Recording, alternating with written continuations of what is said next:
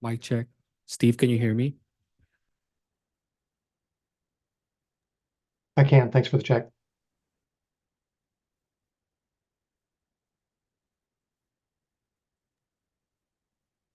This is Cindy. Can you hear me as well? Steve, Yes, can. Thank you.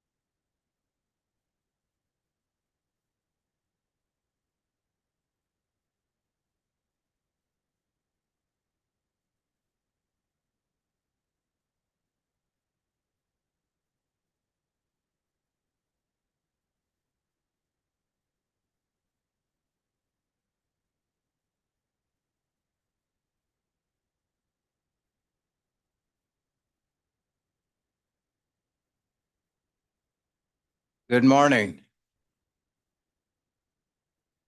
Jim's here so we can call this meeting to order. So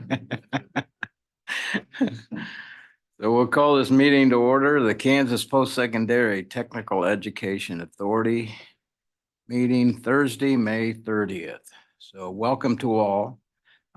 Quick reminder, please, those of you in the room, be sure and silence your devices. And if you have to take a call, please do that out in the, outside of the room. So appreciate it. Okay, TEA members, you should have and do have your minutes from the April 25th meeting, 2024. And I trust you've had a chance to review those minutes, and I would accept a motion to approve. Natalie, do we have a second? Second it. Okay. Art. Any discussion? All in favor, say aye. Aye. Any opposed? Okay, thank you. Okay, we'll move on with introductions. I think that we have at least one introduction to be made. Hector, you're up.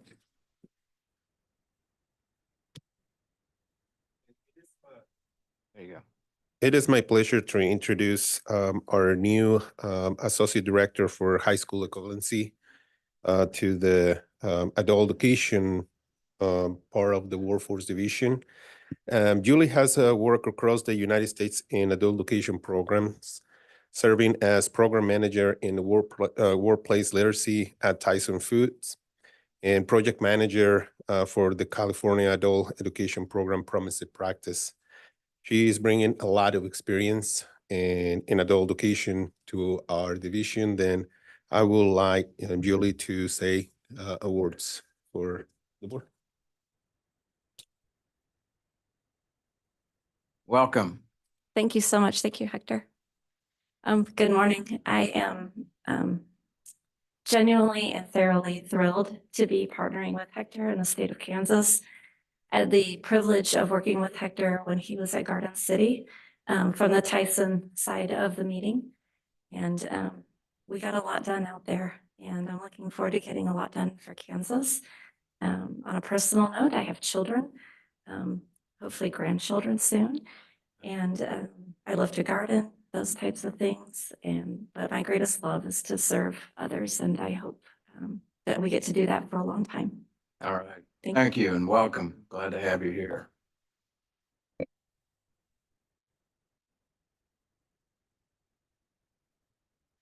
Okay, we'll move on to our next item, the report from the chair. I just have one thing. I had the opportunity earlier this month to attend the graduation ceremony from North Central Kansas Technical College in Hayes. So it was a great opportunity to not only see the students that were completing and getting degrees, but also I had a chance to visit with Eric. So it'd been some time that when we were actually in the same room together and had a chance to visit. And so it's a great experience, a lot of celebration, as you can imagine, and between the students and actually the number of faculty and the way that the faculty, you know, the part they played in the lives of these students. And it was a great time, enjoyed it very much. So any members, TA members that have reports, liaison reports? Yeah, David? Just a short one. I was a commencement speaker at the Western Center in Baileyville for Highland. And the interesting part is that was started 10 years ago. And it's done very well. It's going 10 years now. And it's mainly high school students taking advantage of Senate Bill 155. And so there were, I think, 28 or 30 kids graduating a few days before they graduated from high school, technical program. And there are also about 12 other post-secondary students there as well. So there are 11 high schools that feed into that facility. So it's been a real success. Great. Who else? I wanted to report out on Skills USA state competition, and State Advisor Becky Warren, and to thank Hutchinson Community College for their support of Skills. We were able to attend events there, as well as Hutchinson CTE Academy and the State Fairgrounds. Many business and industry representatives from across the state were there. We are in the midst of FFA on the campus of Kansas State University, so we'd like to thank Kansas State for hosting those students, and it will go through tomorrow. Okay. Mark, did you have something? Okay, just, Right. all right. I know you do. I No, know. goodness, we're so excited as we start summer school. School ended last week. Summer school started, one session started Monday. And the rest of it starts, I'm sorry, Tuesday, and the rest of it starts next week. And one of the things we'll do different from a marketing standpoint is to talk more about career technical education and opportunities available for them for our current student, but most importantly, our credit recovery students. So we'll look forward to reporting back just as a marketing push, maybe proactive as opposed to, we talk about this through the year. Most importantly, Dean Smathers had a signing day, which was wonderfully attended. It was great to be there. A number of our students and many others across the state signing to go to Career Tech and to get their industry credentials. So that was a wonderful piece. And lastly, the Stormont, I can't thank them enough. They expanded and added phlebotomy. So now we have about 40 nurses and phlebotomists. They all guaranteed all of them jobs. So they had their graduation at TCALC. And all those students so far have passed their assessment. So just having that continued extension. And I would be remiss if those that did not see CBS morning news and evening news last week didn't see the city of Topeka highlighted and what students or parents are doing because we, all Topekans, are given opportunities and opening doors. So that is the report. Chair Frederick and Ms. Reed over there, students made you all some cards because you stepped in at a time that was an opportunity over there. And then Chair Frederick, of course, as the end of the year. The other ones, team, I'll give y'all that in August.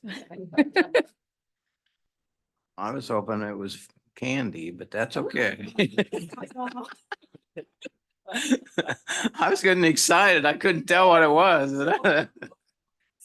Name, you can't get better than art from students. There you go. Those postcards. Well, thank you. Good things going on in Topeka, huh? That's great. Good deal. Anyone else? All right, if not, we're going to move on and we're going to hear from our Vice President, April White. Thank you, Chair Frederick. Besides our new hire, Julie, we have restructured some in our department.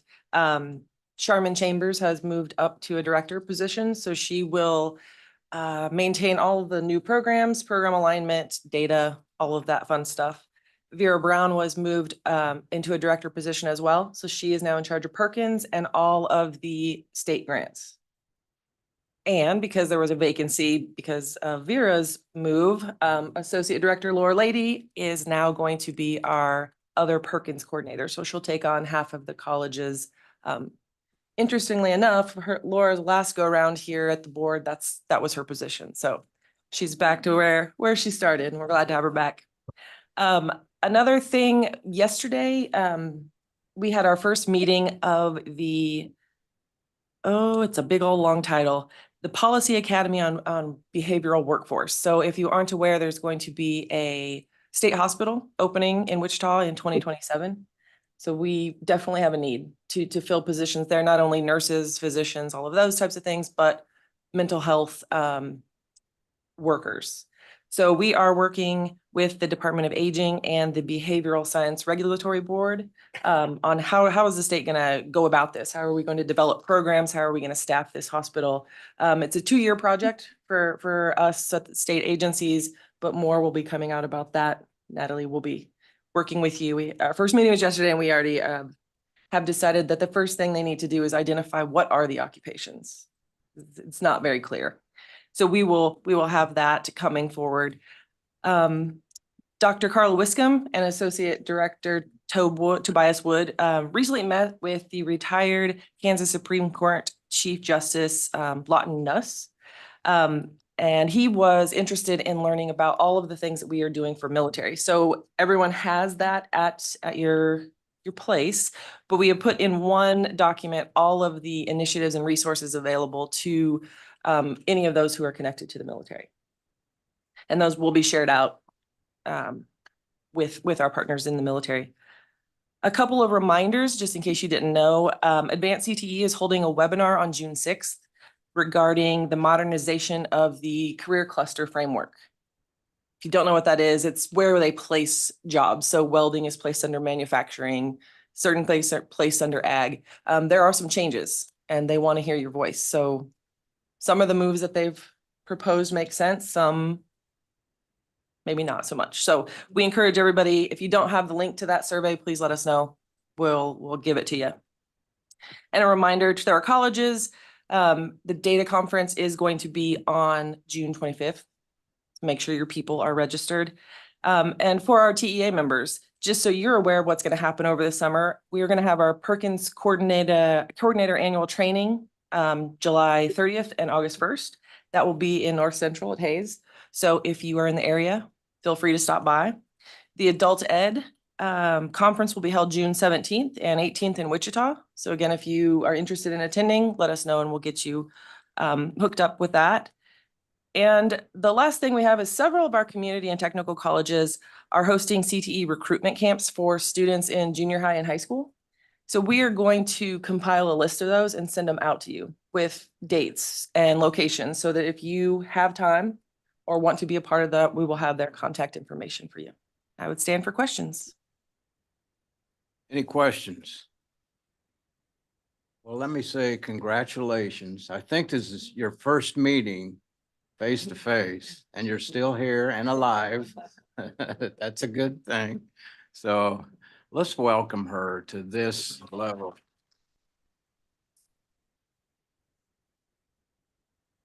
Great to have you here. We want to be helpful. Yes, so let us know how we can help. All right, we're going to move on to the report from community colleges.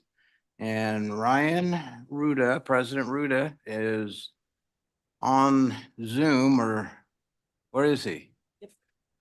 He's the. I am here. Are you able to hear me? Yes. All right. Well, good morning. We're coming to you live from Butler's campus in Andover. We have our presidents and trustees quarterly meeting here this weekend there, so I apologize for not being in person. But have just a few updates, kind of an overview that is specific to the business pillar on the Building the Future plan.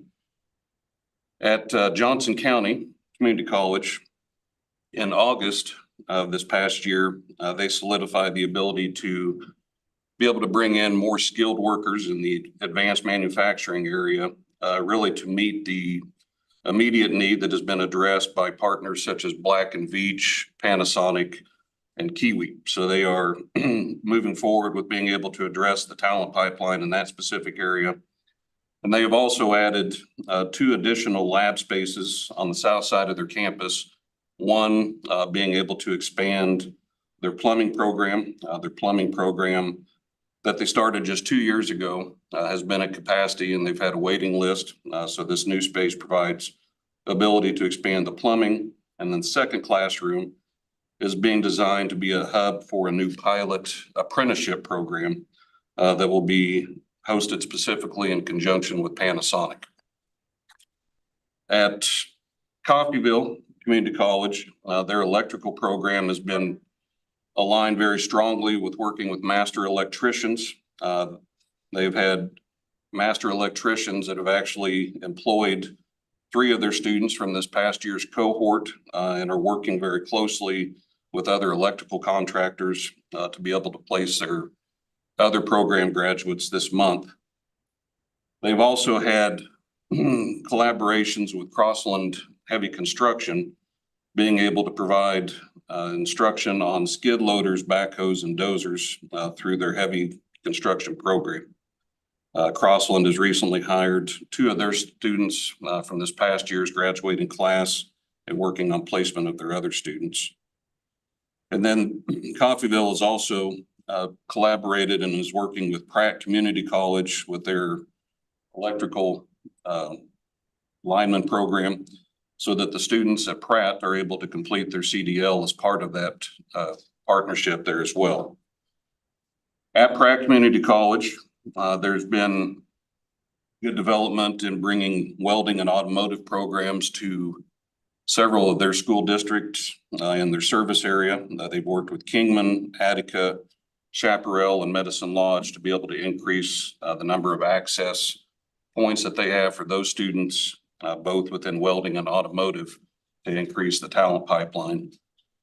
And Pratt is also collaborating with several community colleges, Coffeyville, as I mentioned, as well as Dodge City Community College, to offer the electrical power program specifically on those individual campuses.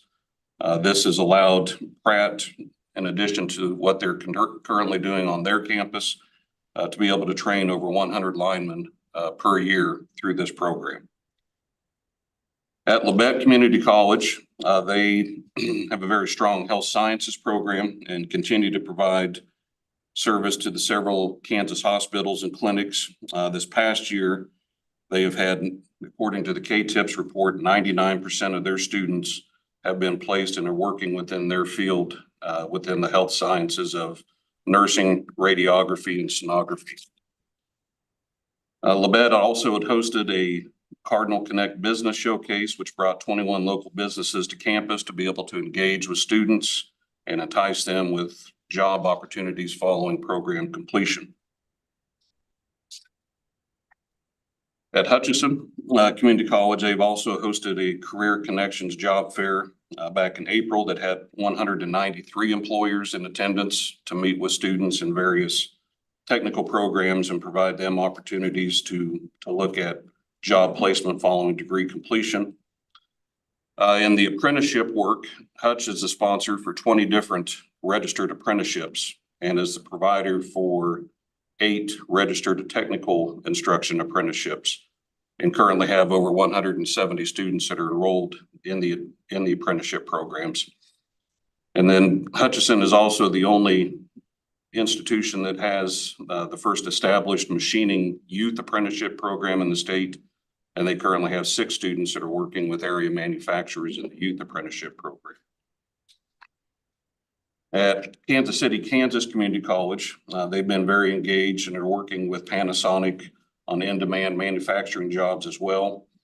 Kansas City, Kansas received a grant from the American Association of Community Colleges to develop and implement new advanced manufacturing program curriculum, and they are expediting this path to be able to meet the needs for Panasonic through this particular grant.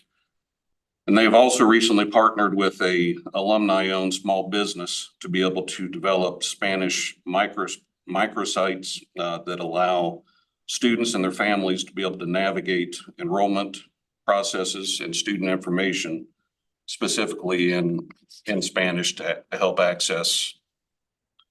And finally, at Independence Community College, they are partnering. They have received a grant through the National Science Foundation that allows for being able to increase under-resourced community college students to enroll into STEM courses and helping to be able to increase students that are interested in pursuing manufacturing industry careers.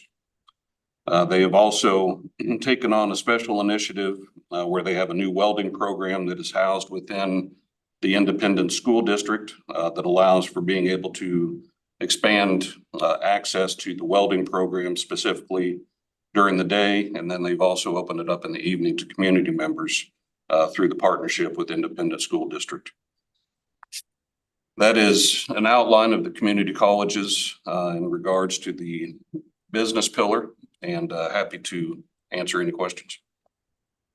Okay, thank you, Ryan. Any questions, comments regarding Ryan's report?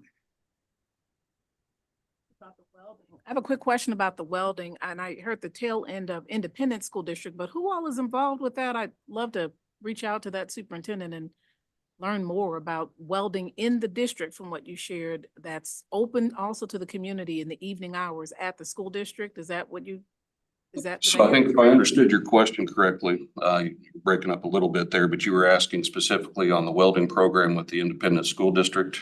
Yes. And how they've aligned that program. Is that accurate?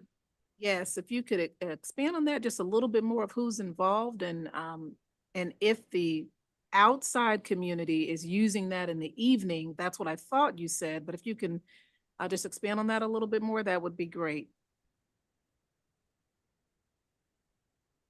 Yeah, so according to President Bowie's report, they have opened up, so they have a lab that is specifically on the campus of Independent School District. So during the day, high school students are able to complete the welding program. And then through this partnership, they've also have the lab accessible to community members to be able to start working towards the welding credentials and completion of that program in the evening there as well. So providing a pathway to the welding program that they were not able to do on their actual college campus. Thank you. And then I'll just follow up with an email to Independence and that other person, but Yeah. that's. Very good. powerful. Thank you. Thank you. Okay, anyone else? Okay, thank you, Ryan. Appreciate you taking time to give us that report. Hope all goes well today in your meetings. Okay, we're gonna move on. Have a update and report from the technical college. So Jim, welcome. Kind of lonesome up here without Ryan. Might have to bring Carter up. Much like Ryan was discussing, and we shared every meeting, there's a lot going on with the tech colleges. In fact, for my colleagues, it's usually so busy that they have trouble getting me updates. But there are a lot of things going on. Ben's used the funding over the last couple of years to help start new buildings at Northwest Tech. Eric's working on a lot of renovation projects. The other thing with Eric, as you know, and Ray alluded to it, what Eric's gone through with his family, with his son, is amazing. He and I have talked several occasions because I have a special needs daughter.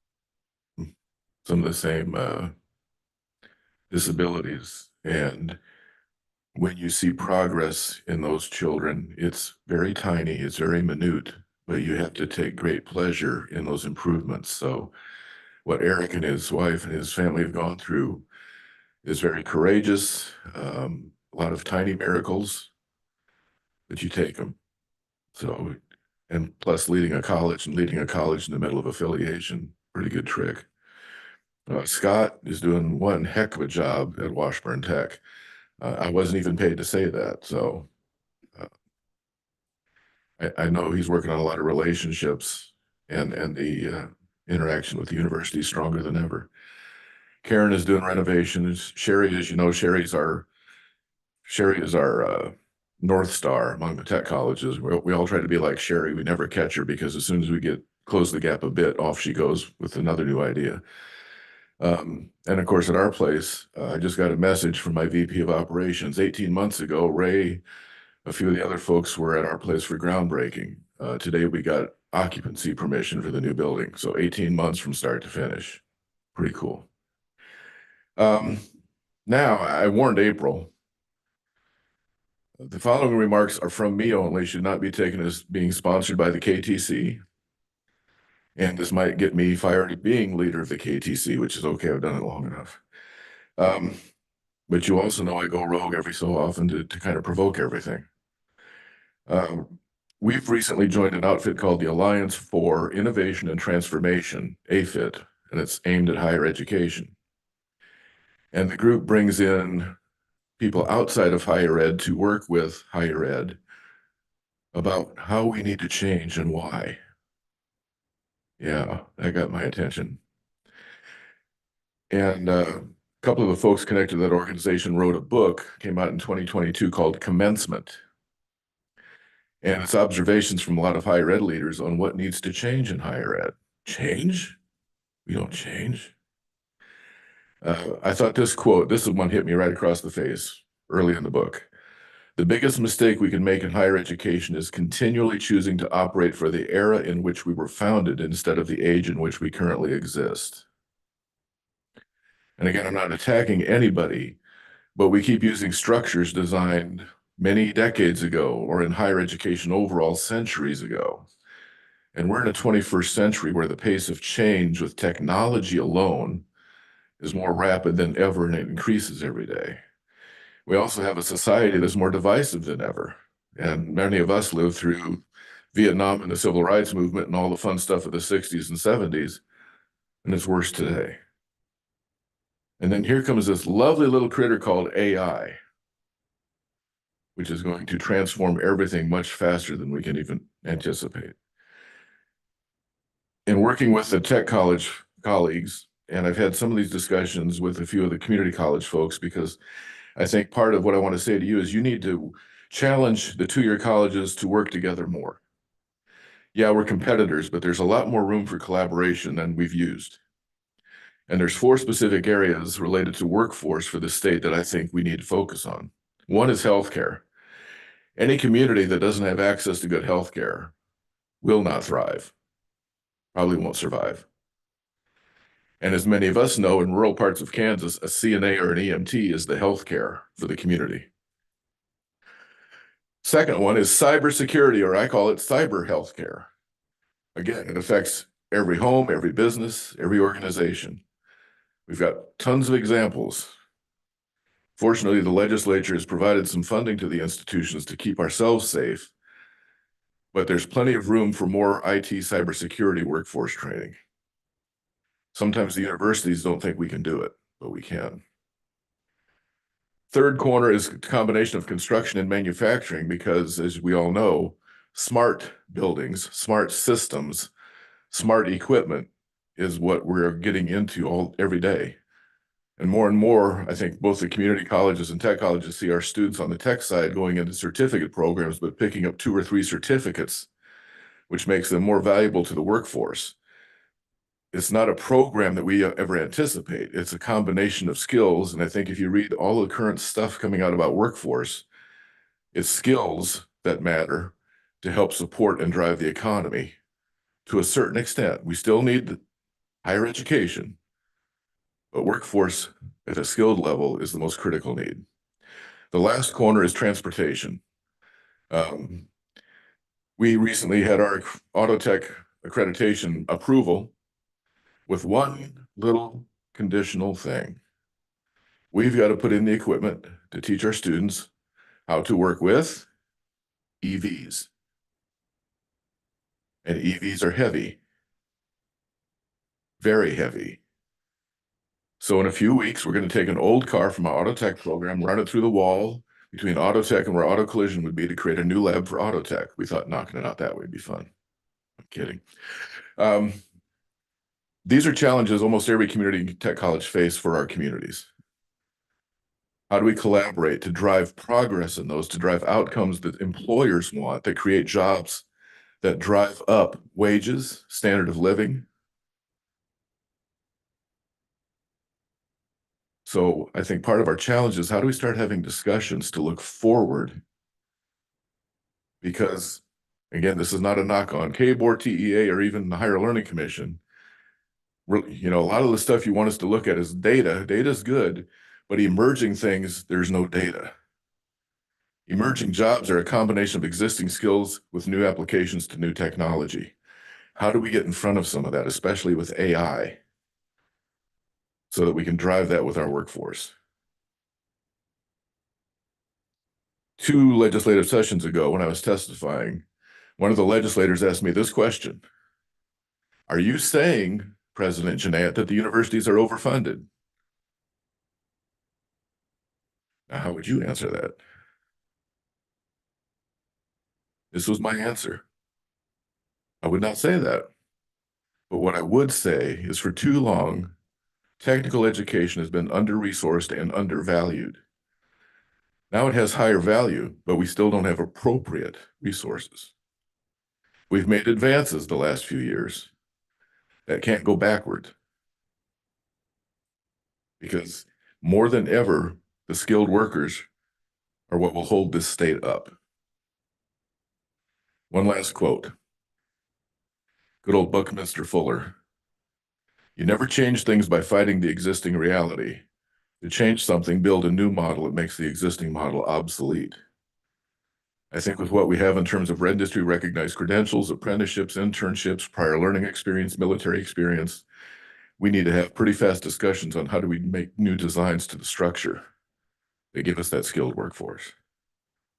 Thank you for your patience. I'll be glad to take any questions, tomatoes, apples, whatever you want to throw at me. Okay, thank you, Jim. Questions or comments? Yes, Deborah. So, good ideas. I think that's really interesting.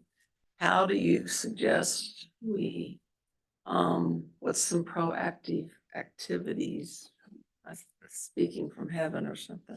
How do you suggest, or what do you suggest we do to prepare for the future planning? What action do you recommend? So again, I've had discussion with a few of the community college folks, so don't say that what I'm saying they're not endorsing either, but we've talked about where could we collaborate, like on healthcare and things. Let's start first with AI. All of our tech programs have advisory committees made up of regional employers.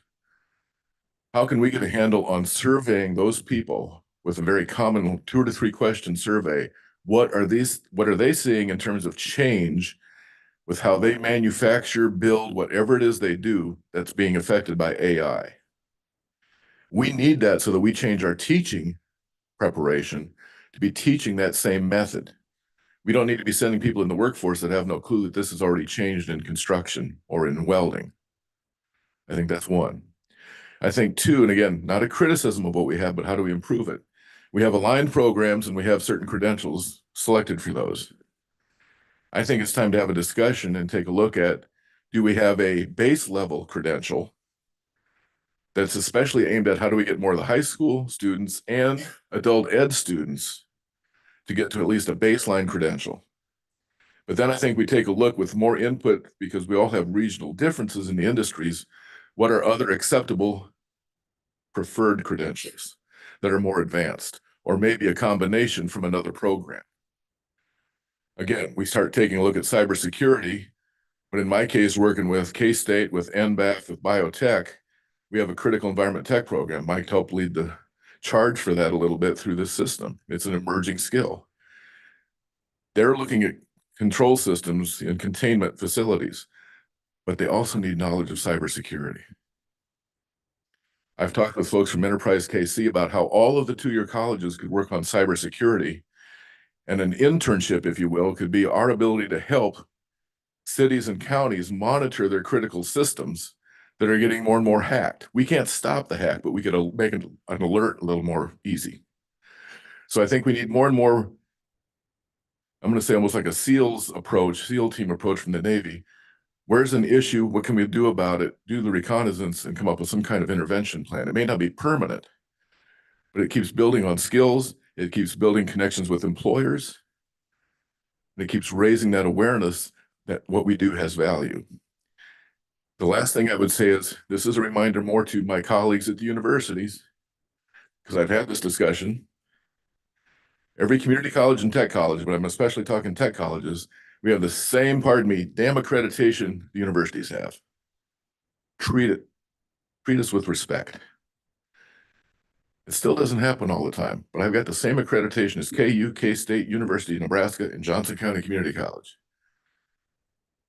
It's time to make sure that tech students are not being biased against because of where they got their credit.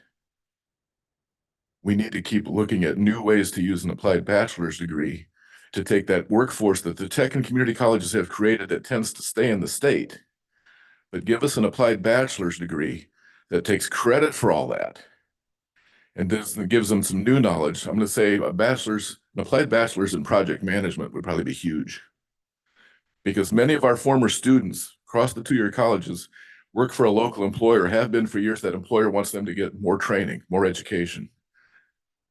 Make that possible in a way, one, that doesn't mean they have to quit their job to go to class during the day, and two, doesn't take away credit for what they learned at a tech college or on the job. I'll stop there. Any other questions or comments? Follow up. Yes. Okay, so those are all good identified areas. What can we do here as a board to recognize if there's validity to that? If we decide there's validity to what you're saying, what action step would you like to see us take? I think we could make better use of some ad hoc teams from the 2-year college sector and KBOR and Commerce to look at some of these issues and come up with possible options that address them, that move the needle. Okay. I think we need to be more proactive in looking for solutions that use non-public funds, because there's a limit to public funding, And if we can do the right thing with workforce development that meets employer expectations, I think there's pretty good history. They will pay for that. But I think we need to have those meetings and start picking some things off that are low hanging fruit. To me, an applied bachelor's is low hanging fruit to start grabbing thousands of tech students that have stayed in the state. I think our ability to work together with healthcare, working with the Kansas Hospital Association, to start taking a look at how do we combine resources so that sim labs, for instance, if we could, many of us could share a quality sim lab instructor working with our other healthcare faculty. The sim lab can take up to 50% of the clinical experience requirement in a nursing program. Well, with hospitals shutting down or low census count or lack of particular patient skill areas, our ability to optimize use of sim labs in nursing could be huge. Does every college need its own sim lab expert faculty? No, we could probably share that because more of that is online working back with our faculty. So I think we need more and more ways. How do we discuss ideas, look for where we can grow the partnerships and start piloting things? You find a grant that you want to do, I'll help you with it. Okay. To do that leadership. Also, I think for the, when you mentioned the adult, the applied bachelor's or, I think Washburn Tech, Washburn University, Wichita State, and Wichita Technology, WOTC. I think those four institutions, maybe Hayes is getting into that some now with the North Central and. With the affiliation, but affiliation frankly isn't the answer for everybody. No, I'm not saying that. What I'm saying is that I think those institutions have learned a great deal about how they transition between 2-year and 4-year. And personally, I've seen there are some identifying characteristics that are either positive, that have not been as positive, that we can learn from. Right. And I would really like to see those groups. They have a wealth of knowledge and experience behind them that could be a great asset to us as we look to that future planning. We have one current project in the state. I'm going to give you an example that I think is taking a wrong path. The community colleges and the universities are working on a program that would allow more associate of science students to go into nursing. Nothing wrong with that. Most of the tech colleges have associate degree nursing programs. They're not an AS, it's an associate degree nursing. We're not part of this project to assist more people to go into the BSN because we don't have that associate of science degree. I'm sorry, that's academic bigotry. That's where some things that have been in place for so long become obstacles that shouldn't exist anymore. Because the funny thing is, Kansas Wesleyan, Baker, will all do articulations with us for that ADN to BSN. So, working with my board and my crew at Manhattan Tech, we've started a transition. Now, don't get too excited. I'm not going away that fast. But over the next 3 to 5 years, I will go. I'll be in my 70s, probably time to go. But as long as I'm there, I'm going to be throwing this kind of stuff back at people because I'm sorry, we're too slow to change to meet the needs of this century and to meet the needs of our people. It's time to shake the lead out. Thank you for your patience. Well, let me, a couple comments. Okay. First of all, thank you for, your report. I agree 100% on collaboration. And I think that the institutions, many of the institutions have done a pretty good job. They're getting the message, looking for opportunities to collaborate with one another. I think there's more opportunity there. That's not an easy thing to overcome, but it's necessary. I would agree. As often as they can to collaborate with one another. We did that in business. When we had a service that our customers needed, and we didn't feel we were fully equipped to do it, we turned to a friendly competitor. How can we work together to serve our customers? So it took the focus off of it's about me. No, it's about taking care of our customers. It's no different in academia, but they tend to be very slow and unwilling and to form those kinds of relationships. But I think it is getting better. There are, signs of that. And certainly as we look to, as you said, get out in front, academic people can't get out in front without partnerships with business and industry. They're the ones that are leading the charge. And we tend to just, not include that in early on in our discussion and in our effort to get out in front. Like you say, so too often we're still stuck in the past. Well, this is the way I've delivered this program, of course, in the last 30 years. Why should I change now? Well, my message was at the time when I was at WATC was, yeah, just keep doing what you're doing. Pretty soon, not only will you be out of a job, we may be out of a job as an institution. So the need to continue to look for, to get out in front of things is critical, in my opinion. And yes, we mentioned it's skills that matter, not just technical skills, life skills. It's often referred to as soft skills. I don't like that term. Life skills. And business and industry will tell you, and I'm sure it does too. Okay, we will equip them, get them the basics, but help them improving those life skills, like getting out of bed, et cetera, and impressing on them how important that is. And once again, if a student hears it from a faculty member, that's great.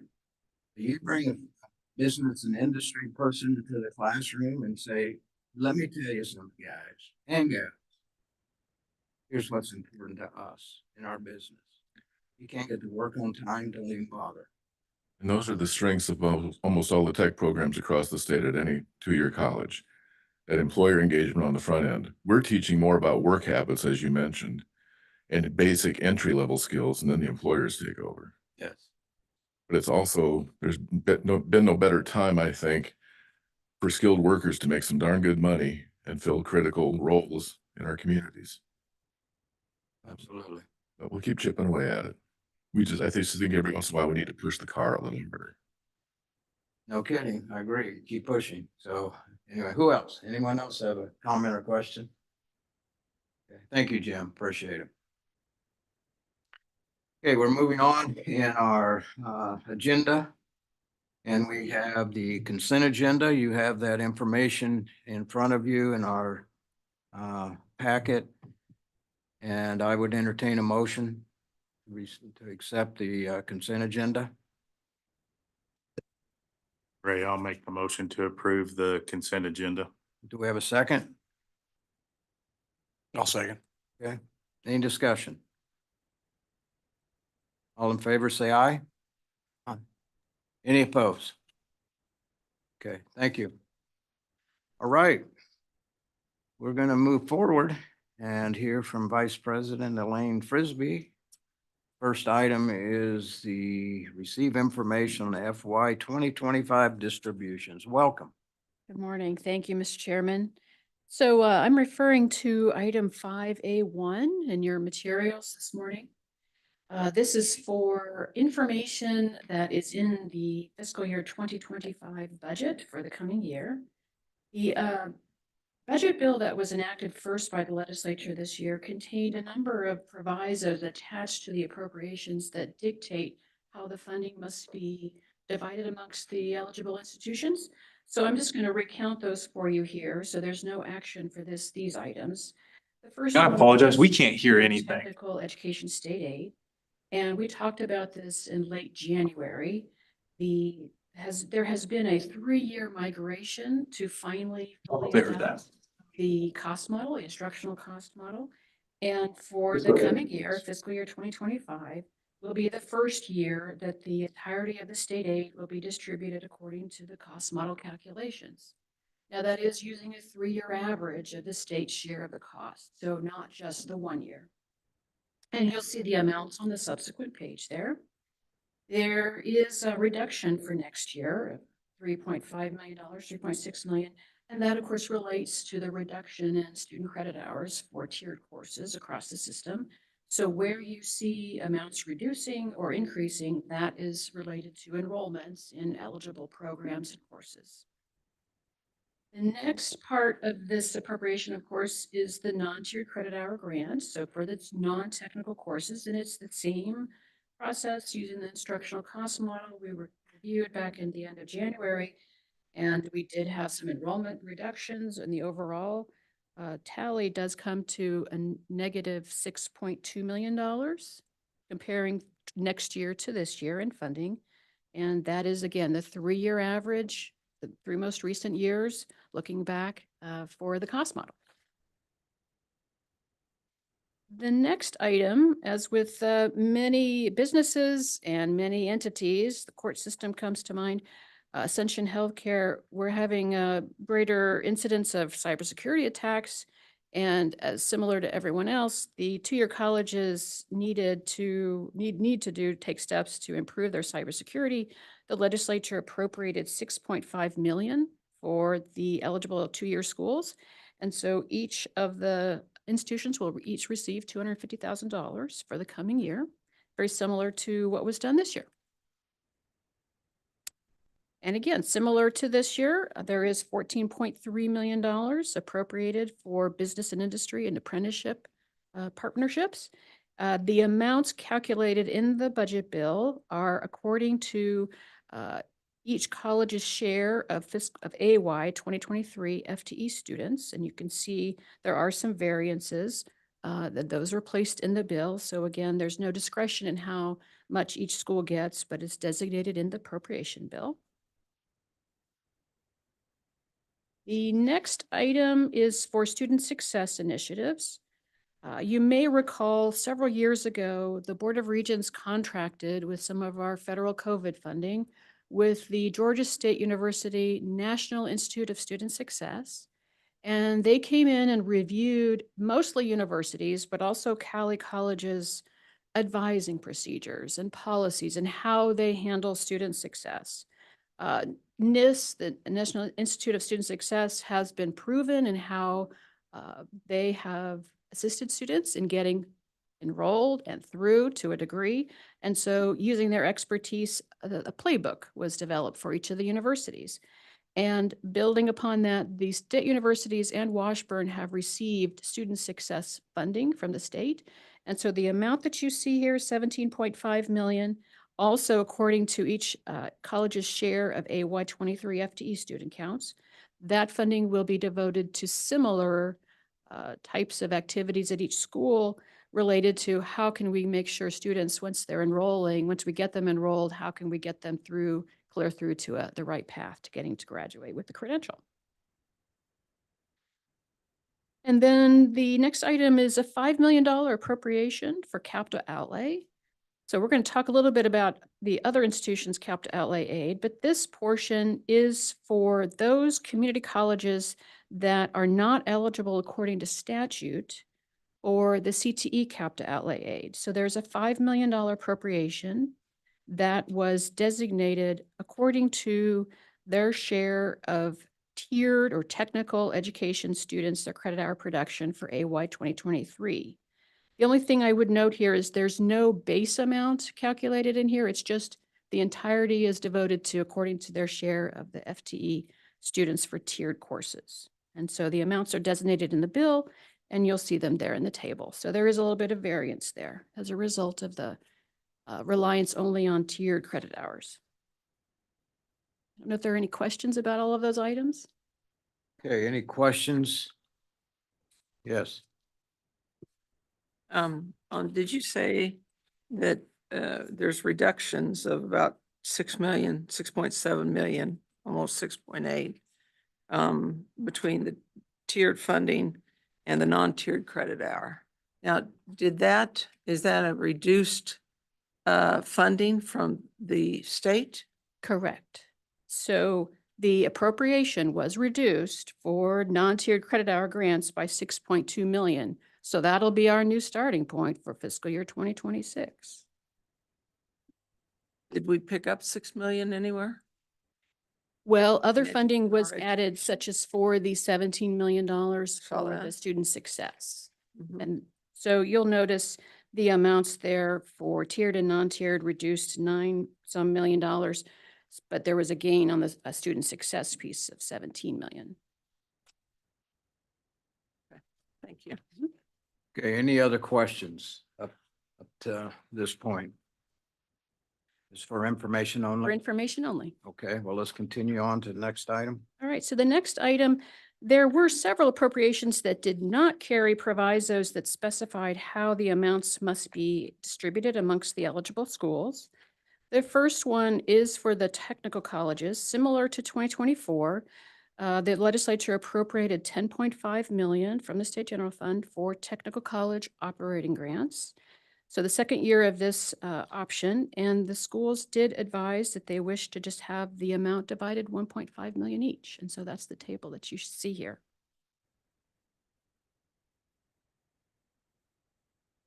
There are no questions about that.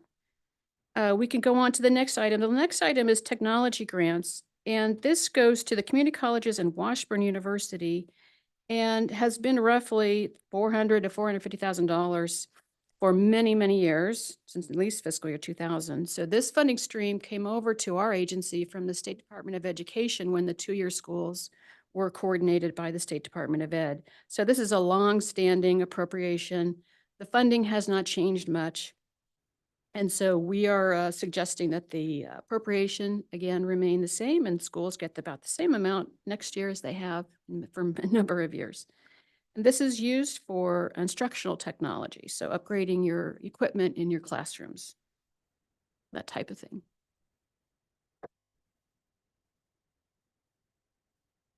All right, the last item then, CTE capped outlay aid. So there's a statute, 7432-413, that designates the institutions that are eligible. Used to be called vocational educational capped outlay aid. A couple years ago, we asked that it be modernized to say career technical education, since that's our current lingo. The appropriation was held at the same amount, some $4 million for many, many, many decades. Only recently has the amount been lifted to roughly 7.4 million. And there's a little history there of how the amounts were appropriated for 23 and 24, the two most recent years.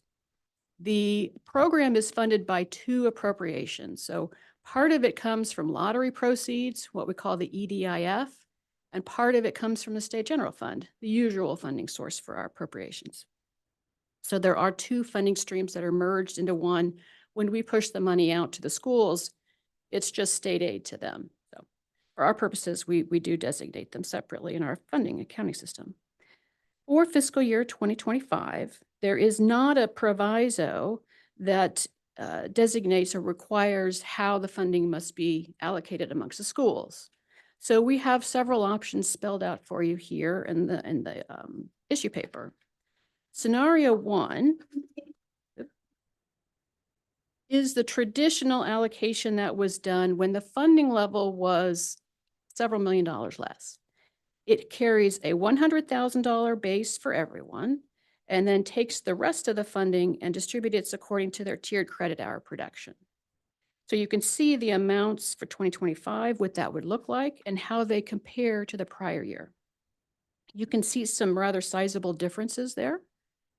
The money in total is the same, but that $100,000 base and how the tiered credit hours are divided does have an impact on the amounts. So that's sort of a baseline scenario for you to think about. Scenario 2 is the scenario that would do something similar to what was done a year ago for 2024, which takes the state general fund appropriation, divides it equally among the eligible institutions. The number is not divisible by the number of schools, so it does create a rounding issue, and then takes the difference, the EDIF funding, and applies it according to tiered credit hour production. Scenario 3 is simply a hybrid of those two. It takes the amount that the second option would give, just says, set a base of $304,000 for each school. So rather than a $100,000 base, each school would get a $304,000 base and then distributes the rest according to tiered credit hour production. So the only distinction between scenario 2 and 3 is the mathematics of how you divide. The base amount is very similar, of roughly $1 each. For us accountants who have to administer the state funds, scenario 3 is a little easier, but we can certainly absolutely handle scenario 2 if the TEA would prefer. And of course, we have other options. If you would prefer a smaller base to each college, that would then make the differences to each school a little different, because each school has a variance according to their enrollments. But we're happy to answer questions or help you work through the scenarios. Okay, questions, comments? Mike? Not necessarily a question related to the scenarios, and probably more of a curiosity question going back to the initial law 74-32. Elaine, do you know the reasoning why it's that 6 and 9 breakdown and doesn't, I was reading through this, there's several community colleges left off that list. Why? What was the reasoning way back when, do you know? So the colleges that are designated in the statute that are not on the other $5 million list, the colleges here, at some point, the community college merged with a technical school or a vocational technical school way back when, 20 some years ago. Right. And that it was an incentive, I think, Okay. time for them to do that. That makes sense. Thank you. Any other comments, questions? You need a motion, Ray, I assume? On a scenario? Just a minute. Okay. I just want to be clear on the difference between 2 and 3 again. Scenario 2 would set a base amount of $304,474.06. The other one gives them a whole $1 as their base. Well, I'm just curious, trying to make sure I understand the last sentence on scenario 3. This version eliminates the constricting requirement that one of the 2 state appropriations be divided equally among 16 institutions. Yes, so my understanding of the letter, there's a communication from the two-year colleges on the next page communicating their preference as to scenario 2. Their methodology is to take the state general fund appropriation and divide it amongst the colleges, but that number isn't divisible by the number of the colleges. So it's simply the mathematical rounding of either why the necessity of dividing only that amount. So from our administration of the funds, we can divide the 2 however the TEA and the Board of Regents would like. Well, for me, just reviewing the 3 scenarios, I tend to lean towards number 3, actually. But that's just my personal opinion. So, Mike, did you have a motion that you wanted to make? I like what you agree with, Ray, so I move we approve scenario 3. Is there a second? Okay, do we have any discussion on the TEA? How is scenario 3 different from what the community college and tech colleges are endorsing? It simply sets the base as a set amount. You start there and you divide the rest according to the credit hours. It's not without due regard to what the funding source is, because there isn't a necessity of being concerned with that piece. The distinction is pennies to each school. Okay. It eliminates the constricting requirement, number 3. We have the authority to vote to eliminate the constricting requirement. So from our accounting point of view, it's an unnecessary constriction that the TEA does not have to observe. But if you wish to do option 2, because that is what the colleges have requested, you certainly may. It's the matter of, do you want us to award 6 cents to each school or to the next dollar? But the requirement to calculate that way, where is that stated or who has made that requirement? Well, that should not have been characterized as a requirement. That is the recommendation from the college. Thank you. Yes. Okay, we have a motion and a second for scenario 3. Am I correct, Mike? Okay. All in favor, say aye. Aye. Any opposed? Scenario 3. Thank you, Elaine. Can I make one last comment? Absolutely.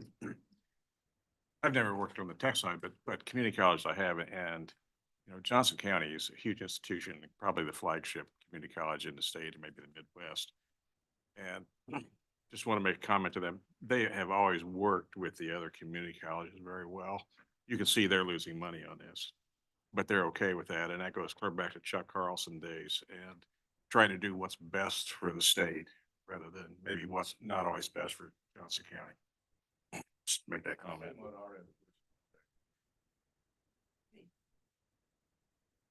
All right, thank you. We'll move on. And Director Sherman Chambers. And it is an update to existing program review process. Thank you. Thank you, Chair Frederick. Good morning, everyone. Page 31 of your packet has this issue paper regarding the program review process.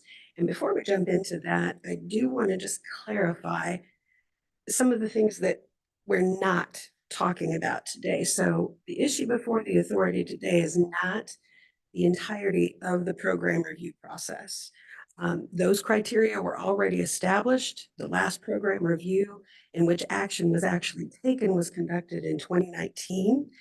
Additionally, the issue before you today is not about approving programs for institutions to offer. This is an important distinction, and I know it's going to sound like I'm splitting hairs, but the colleges had shared in some of their feedback a concern that decisions might be being made on programs that should actually be made at their local board level. I think everyone agrees with that. It's important to note that the TEA and KBOR do not decide if an institution should or should not run a program. That is entirely up to them and their local board. The point at which you all become involved is regarding the funding. We approve funding for the programs, not approving programs. So I want to make sure that those distinctions are there. So the issue today centers around some of the things that we might want to know about an occupation and the program that proposes training for it in order to restore that program to eligibility for tiered state aid. And these would be programs that have undergone that program review process. So in your paper is some additional background information on that program review process that was already established. In 2019, the definition of a technical program according to statute was established by the TEA, and at that time, existing programs were reviewed and several actions were taken. It's important to note here too, program review is conducted at the system level always and over multiple years. So programs are not reviewed institution by institution. They're reviewed at the system or statewide level. And for this particular review, we looked at academic years 15, 16, and 17. So some of the actions that were taken, there were programs for the system that showed 0 graduates becoming employed in those 3 years of data. And the action at the time by the TEA was to not retain those programs for the tiered state funding. Programs with 10 or less graduates becoming employed, again, statewide, over the 3-year timeframe were placed on hold until such time that additional data elements and action steps could be taken a look at. So we have now, for the first time, received a request for a new program in one of those zip codes that was previously placed on hold for low performance. And specifically for this program, it was reviewed in 19, and it was not retained for technical funding because it had 0 graduates becoming employed from that program training for those 3 years. That's this particular program that's sort of instigating this need to come back to this process and establish what we'd like to know in this scenario. I will not share with you the program because I think it's important to think about this in a more general sense versus the program itself. But I will share that I have reviewed the program, and the application that was proposed meets all of the current criteria that we look at for new programs, or we wouldn't be discussing this. We'd be going back to the institution. So we did some brainstorming. We came up with some ideas that might be something to take a look at, some data-driven arguments that we could make to restore a program to the technical funding eligibility. And the list that we proposed too, it really was to sort of prime the pump on some ideas that might be reviewed. This is not intended to be an all-inclusive list, or finite in any way. So we brought those potential criteria to the Program and Curriculum Committee. The technical and community colleges requested to be able to provide some additional feedback, and I believe that is also in your packet. I will share that after looking through some of the concerns and suggestions, some of these comments pertain to this issue specifically, and some were more specific to the overall program review process. I'm confident that their suggestions and concerns can be addressed and suggestions incorporated as it pertains to this issue. I would recommend that the suggestions and comments regarding the overall review process actually be revisited when we resume that activity at that time. And I will share too, staff plans to review academic years 22, 23, and 24 when we have those 3 years of data. Just as a small aside, staff did review 2019, 2020, and 21, but we didn't feel that it was necessary to bring any of that information forward at the time because those were the COVID years with obvious issues with enrollments, completions, and so forth. So we didn't, there were other issues in front of the authority at the time, so we didn't bring that forward, but we did conduct it, if you will. So a few of the things that we thought about, looking at demand, looking at the information that we have on demand. Now we know that there are many occupations that have significant demand that don't actually appear on the high demand listing. So we had suggested looking at additional parameters that might be helpful in articulating that demand when we were looking at the idea of comparing the 10-year percentages. This is just a suggestion that might be helpful. The colleges had suggested that there also may be a need for training somewhere in the state that doesn't exceed the averages for the entire state. Couldn't agree more. Looking at regional data would definitely be a great way to provide additional insight to any given occupation. Looking at the education levels, again, that would be something that might be looked at. Taking a look at the industry recognized certifications that are associated. The colleges had also suggested to perhaps look at industry certifications as embedded within their course syllabi. I think that's a great idea. We would love to see certification information embedded in that course syllabi. I do think it will still be important to somehow get an idea of the certification and its impact on the student's employment. So job postings is a way to look at that. We definitely use Lightcast data as well as the Department of Labor data. So that would always be included as supplemental there. Wages, we want to make sure that they're going to earn a living wage. We took a cue from the Excel and CTE qualifying credential list when we threw out the 70% number. Again, the colleges had also suggested using Lightcast data, and that certainly makes sense as well. Additionally, the letters of support from business and industry. And I do want to spend just a minute on that. So we think that this is clearly a very important component of this entire process from start to finish for all programs. The college has expressed some concerns about the lag in the data sets that we use and making sure that we're always looking forward, like what Jim was talking about. And something that we've done previously and continue to do is whenever the data doesn't have sufficient demand information, we suggest going directly to the employers. So many of you will remember that Highland Community College wanted to revive their enology program. And when we looked at the data sets, frankly, the occupation code data, there wasn't anything there to make the case. Why do we need this program? So they went back to their employers and they had their employers write very specific letters of support explaining how many people they needed to hire over what time frame and so forth. And as I recall, I think that was regarded very favorably by the authority. So one of the comments that I had written down that I wanted to say too, when we're looking forward and we don't have that historical data to lean on, we want to go right to the well for the water and get the data straight from the employers. We couldn't agree more.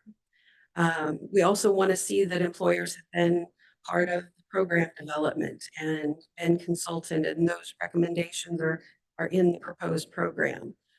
Looking at the CLNA review, this has been kind of a great game changer for how we look at programs, because with the CLNA, you start with your occupations. You start with all the occupations in your region, and then you look at your existing data to say, do we have enough pipeline to support that demand? Starting with the occupation is absolutely the right question to always ask. So when I have an institution say, hey, I have a program and I'd like to get your feedback on it, first question out of my mouth, let's look at the SOC code. Let's look at the occupation. What are we training for?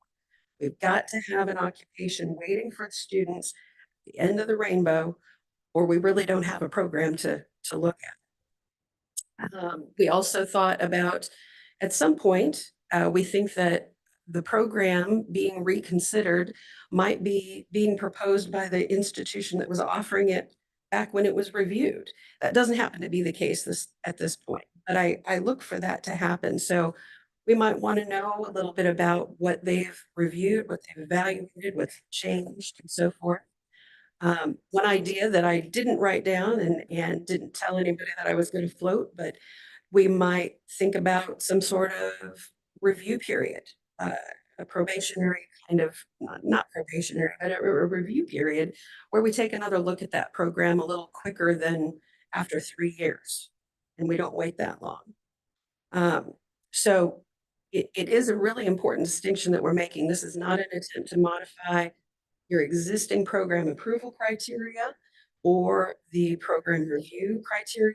This is very specific to a program that's already undergone that review process and what we might want to know about to resuscitate a program in that scenario and restore it to technical status. I will stand for questions and I will be quiet, but I do want to float one more idea that you might consider as a way forward today, is perhaps we do a pilot.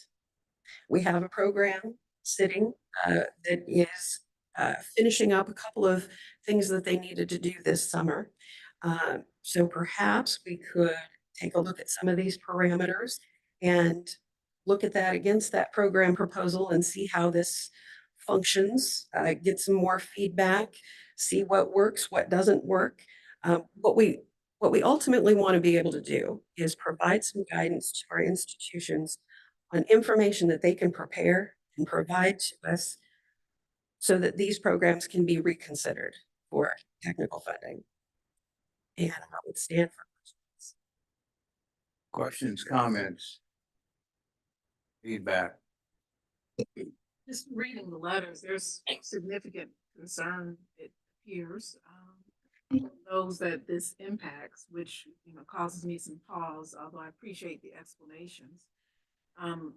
Given, you know, your description of us not taking the place of their board and some of the things that are said, refuting some of that, help me with the communication you've had explaining what you just explained to us so that, you know, that might soften the concerns or reduce them, because what you shared is different than what some of what I'm reading in here.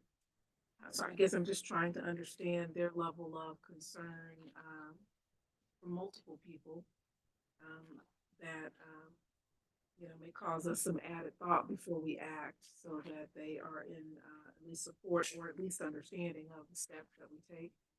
I don't know if that's more of a question or comment. So the acknowledgement of concern, and two, you know, can you help with the communication that you've had to ensure that maybe some of those concerns, I want to say, maybe some of those concerns are not as warranted, given that your intent may be different than the perception? Sure, sure. So right now, those conversations usually take place at an individual institution level when they get ready to propose a program. When we're having conversations about how programs move through a review process or the new programs, we will often have that conversation of, just to be clear, we're not approving or not approving your program. We're approving funding. But to that end, to make that a little bit more ubiquitous, one of the things that we will be doing actually on June 26th, I'm going to get that scheduled, is we will be doing a new program proposal webinar to just walk institutions through the paperwork and kind of reiterate the things that need to be included in that paperwork. And that will be one of those things that we also help reiterate at that time. One of the things also that Jim mentioned specifically that we're going to address there is the collaboration. Historically, when a new program proposal comes about, there's been a question of, have you collaborated with other institutions? And that historically took more of the form of, well, they're close to me, so we could maybe share some resources, or maybe they could teach a course and I could teach a course or something like that. And over the years, that idea of collaboration, we've really tried to expand that to say the geographical piece isn't, it's important to think about, don't get me wrong, but that's not the end all be all. There are institutions that have been running programs for decades. And so what I tell folks is call them. And even if the conversation sort of takes the frame of, if you knew then what you know now, what could you tell me that could help me make sure that I get off to a better start than what I have before? So I say all of that to say, we do that really more on an individual basis. And so we identified that, especially with that new program proposal, we think that we need to do some discussion as a system so that folks understand a little bit more about what we're looking at with those. And that will be included as part of that. Time sensitive, I mean, can that happen first to, you know, that collaboration and that June date, the webinar that you talked about, the added conversation, or is this timing of such that can't happen first before we decide on a pilot or something else? It could if we wanted to. The program that has sort of precipitated this entire discussion, we definitely would want to get it in front of the Program and Curriculum Committee as soon as they meet in August. And then it would move through that process. And again, I give that explanation because that webinar is more geared towards new program proposals, but reiterating the function that we serve is something that we will also do there. Dr. Anderson, I wanted to clarify, in my previous position for about 10 years, I reviewed programs before I handed it off to Sherman. Before me was Rita for 10, 15 years. But part of the process that you guys never see is the back and forth between institutions and us. So we look at their program. Does it all make sense? Does it all flow? This part isn't strong. You're going to get questioned on this. So it's almost like reviewing somebody's work before they submit it. So we do give them that guidance. If you're going to struggle here, you need to go back, get this information from the employers, or look at this information. Or so we do go back and forth, and that's the stuff you guys never see. Okay, who else? Any other questions? Comment? I don't necessarily have a question, but more of a comment. I mean, I think if an institution can demonstrate the demand, whether that's through Lighthouse, MC, LMIS data, but most importantly, letters of support from industry, I think that checks all the boxes for me. How they get to that point locally through their processes at the college, that's not my business. But I think we're personally, I think we're overcomplicating this. If you can demonstrate demand, let's roll. My only thought with that, or how from the curriculum committee, is it's really nice to have some standards or some expectations and to have it delineated. And if we, so I would certainly want, I think, more on than simply the letters of support. There are at least the letters of support. While it's very important business, well, sometimes those letters don't say much. All right. So if we're going to look at a more letters of support kind of data model, then those letters of support need to include data on, yes, we will hire 10 people, or we need 5 and we have 0. There needs to be some measurable or objective way for the committee to look at not only the programs, but also the levels or the letters that come, or to me anyway. I want objective criteria in order to make a decision on, yeah, it's a great move. And it's not overburdening any of our systems. It's not, we have a responsibility to the state, I think, to approve programs that benefit anyway. So I like some objective criteria. So wherever that's found, I think we need objectivity in the evaluation of new programs. Well, let me just comment on the letters of support. You said they don't say much. Well, sometimes. No, I'm not disputing that. I'm just saying they all say the same thing with a different name at the bottom of the letter. And that's just a kind of a pet peeve of mine. Yeah, recently we approved a program that WSU Tech had brought 2 employees from Foley Equipment to the table. And to me, that is much more meaningful to hear a business and industry representative say, this is why this program is important to us. That's where your specifics come in.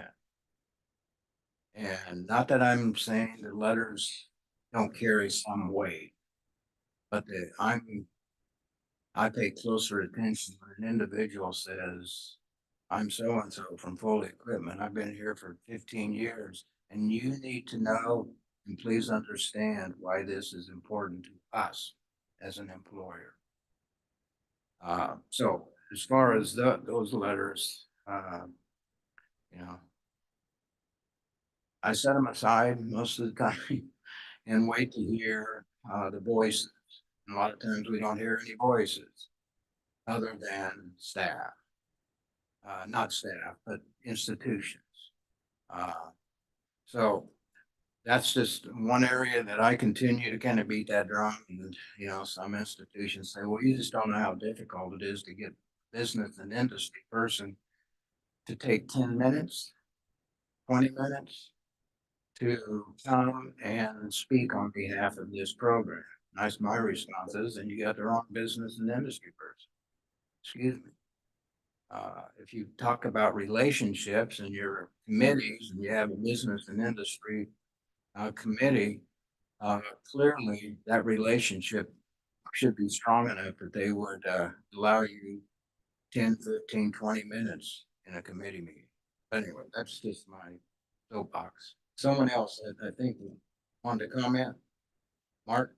Yes, thank you, Chair Frederick. I was just going to mention from the industry perspective, it's always good to see what the programs are doing to help support out the industries in the region. I think there was a comment I just read in here looking at even considering nationwide demand, and I wouldn't go to that extent. I'd say more regionally. If not, we might be having marine biologists and forestry programs proposed or so to us, and I don't think that makes sense. So definitely, you know, as to the regional industry, I think most individuals out there, I've personally written 3 or so, at least in the last year or two, for different programs to state our support for them and the need for it and give our data on actually open positions that we have in those programs. So.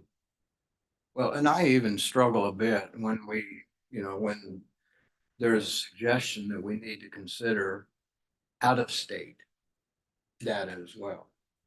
These are state funds, Kansas state funds. So, you know, and our hope and our intent is to keep those students, those completers here in Kansas. Let's use state funds for those programs here in the state.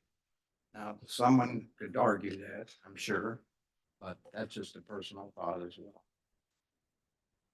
Yes, Amber? I was just gonna I love the idea of bringing in industry suggestions and business because I mean, obviously I love our high demand list and our outlook information. But it is the path predicting the future. And it is a regression analysis. So we don't know about, you know, Kansas is gonna bring in Panasonic when we do our projections, you know, 2 years ago that's going to happen or something like that. So I noticed, I think it said, if they're not on the high demand list, look at the outlook information. So when we produce the high demand list, we are using that 2-year and 10-year outlook. So it's going to be, you're not going to find one over the other kind of thing, if that makes sense. Right. And then I always like to promote that the wages that we have are from Kansas employers that we survey directly. So when you break that down regionally, because I know someone had mentioned the wages in their letter of support. And again, if we break that down regionally, those obviously vary.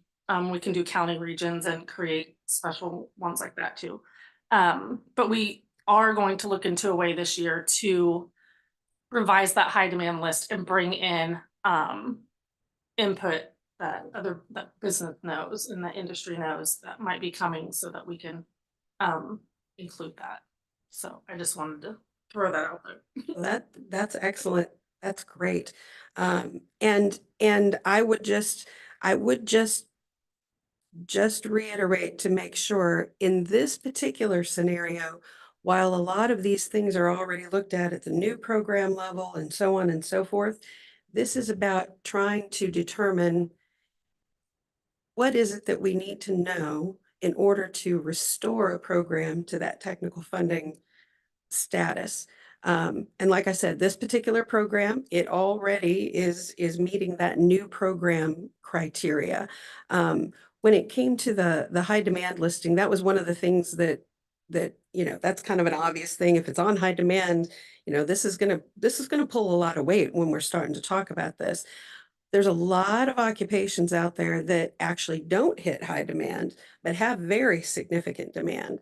So that was why we thought, if we look at that 10% change, so just an example, right now, the 10-year outlook has a percentage change indicated of 7% increase for all occupations in Kansas. To put that in kind of a perspective, registered nursing, which is clearly top 5 at least in the last 10 years that I've been looking at this, but usually top 1 or 2 every year on high demand. That 10% or that 10-year percentage change is at 10%. Now, that's obviously a very large number of job postings as well. So looking at percentage without the number of postings, it doesn't make a whole lot of sense, because it could be 20% and it could be 2 job postings. So given that, what we were thinking was, we're used to looking at that 10-year outlook. We look at that for every new program. So using that as sort of a reference point to say, let's say that we instead had one of these occupations that we're looking to restore, and their percentage change anticipated is 15% over the next 10 years. And there's, 50 or 100 job postings. Well, that would be something that we could say we've made a data-driven analysis and taken a look at that. It would be one way to sort of slice and dice that. There's a million ways to do it. This was suggested as sort of a starting point to try to tease out a little bit about what we think we might want to know. If I may, if there's forward movement, a pilot is a better, to me, next step in a very small way, and then being able to tweak along the way with some other things. If there's forward movement desired by the full group, I'd be in favor of some kind of pilot if that's the will of the group. I guess I'm trying to understand some of the comments that we see from Colby included. I know these aren't all Colby's comments. I mean, is it our impression that these comments are telling us or suggesting to us they think the process is broken? I don't think that I would go quite that far, but I would say that many of these comments were geared more towards that initial review process, where we look at 3 years of data and look at the program system wide. Just sort of starting at the beginning, Member House, you hit the nationwide demand, something that I already have a conversation about with institutions when they propose a new program. You can include that, but what we really want to know is the demand for Kansas. That's what's going to kind of drive that. We address the decisions on programs should be made at the local board level. Again, we agree that's not really, it's not really what we're kind of talking about here. If a program is under enrolled or is one of, if not only, the available option for Kansas students, this was the first portion of that comment. What I would say to that is, I don't necessarily have a concern about that when it comes to the review process, but our programs must have a job at the end of the rainbow. So if the job isn't there, then the number of enrollment isn't really actually as important if there isn't a job waiting for them. At the bottom of the page, I felt like the comments that they made there about there may be a unique need for technical training that doesn't meet that overall Kansas averages outlook. So maybe looking at the regional data, I think makes a lot of sense there. There's industries that will never meet 70% of average wages, but are critical in need. Absolutely. That's another reason why when we started proposing some ideas to think about, we didn't just look at one thing. We think it's got to be a couple of different things that you would look at. At the top of the next page where they made some comments about an exception or waiver process to document changes in enrollment and completion and so forth. Those really apply, I think, more to the review process itself that was conducted in 2019 versus what do we want to know when we've taken this action to restore this program to tiered technical funding? What do we want to know there? They had some questions too about, it needs to be very specific if this is looking at 3 years of data or it's an annual average over those 3 years. It's looking at all 3 years of data. It's looking at the total. I also agree that the Department of Labor data would not necessarily be the only source of our data. Obviously, we use Lightcast as well. The CLNA is also something that we've started to really kind of lean on when we're looking at programs to say, how has this been evaluated? On the last page, mentioning too, the wages and Lightcast data. Again, I think it would be very good to include both. Number 3 was looking at certifications that the program's core courses prepare students for, and the certifications being embedded in the course syllabi. I think that's a great idea. And then again with the CLNA. So I wanted to say some of those things because I feel like we got some good feedback about the review process itself that we can readdress when we get ready to do that part of the process, so that none of this is lost or ignored or anything like that. But I'm not sure that this scenario, it's already gone through the review process, and now we need to figure out, should we restore this for technical funding? What do we need to know in that circumstance?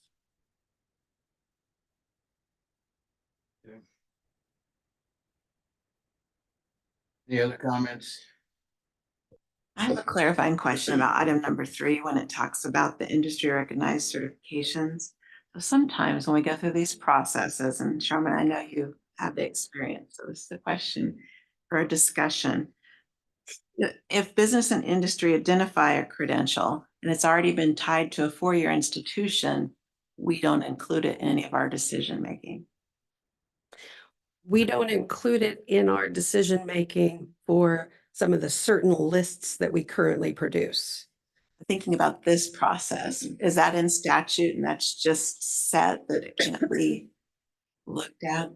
Well, right. So the Excel and CTE qualifying credential lists, those are specifically for technical programs, which by definition are that correspond to an occupation that requires less than a baccalaureate degree, which is why in some of those other lists, we don't see that kind of crossover to look at some of those certifications that apply more at the baccalaureate or above degree. I hope that makes sense.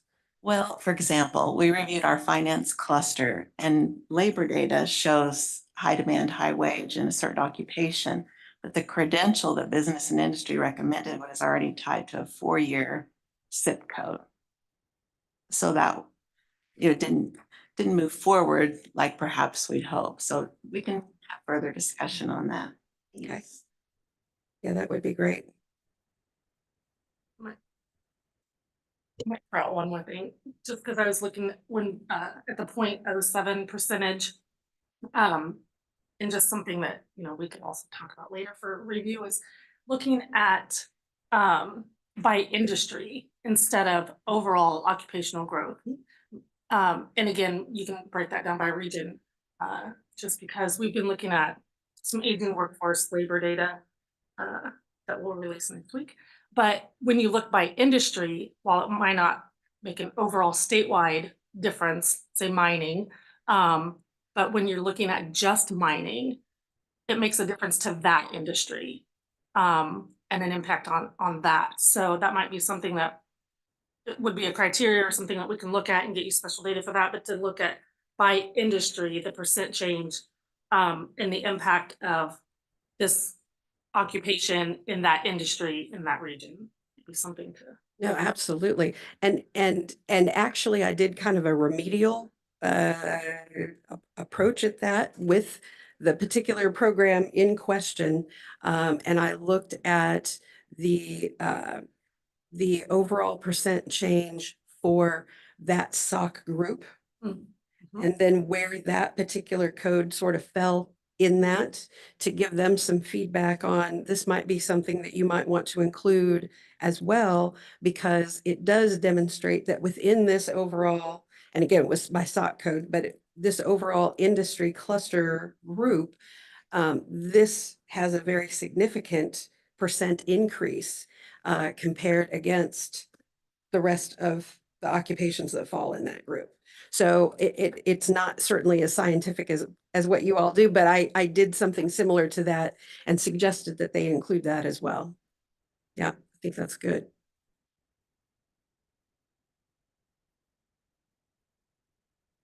Okay, other comments?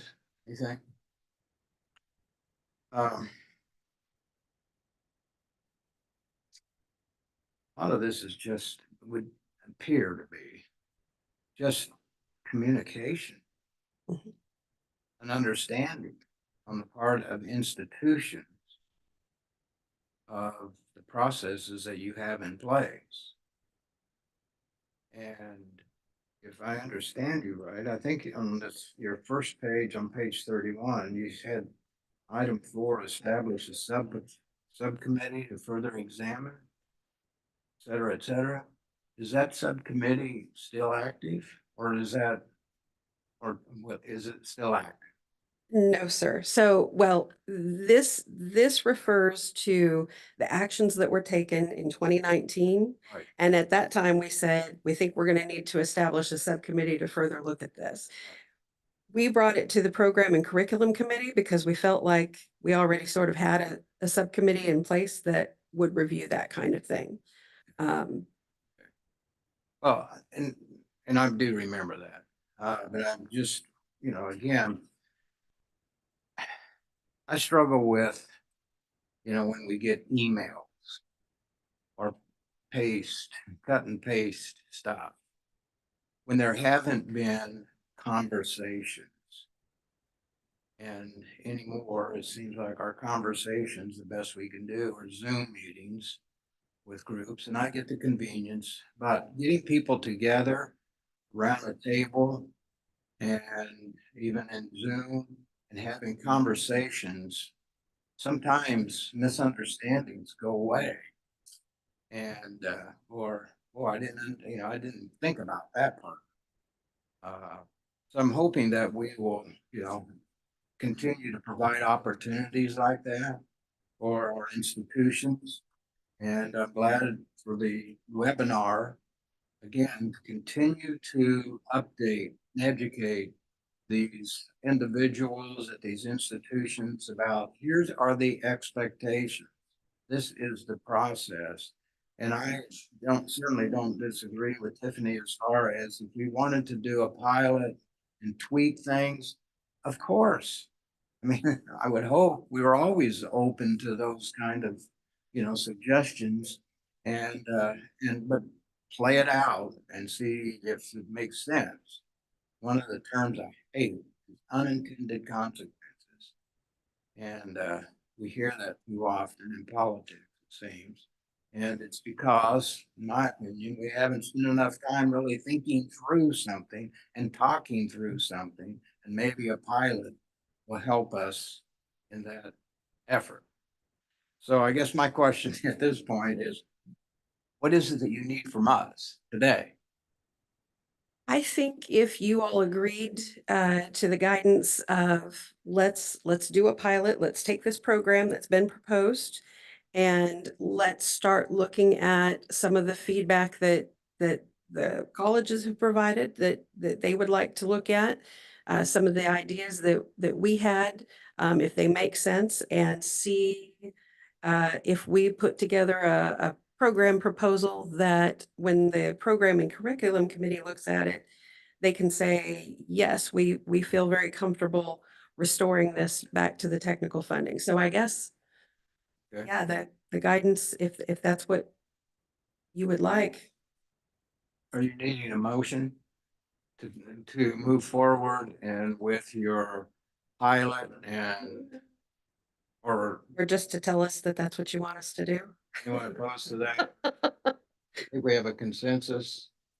I would agree with that, Ray. I just think we're muddying the waters between new program approval and cracking the door for a program that was once approved.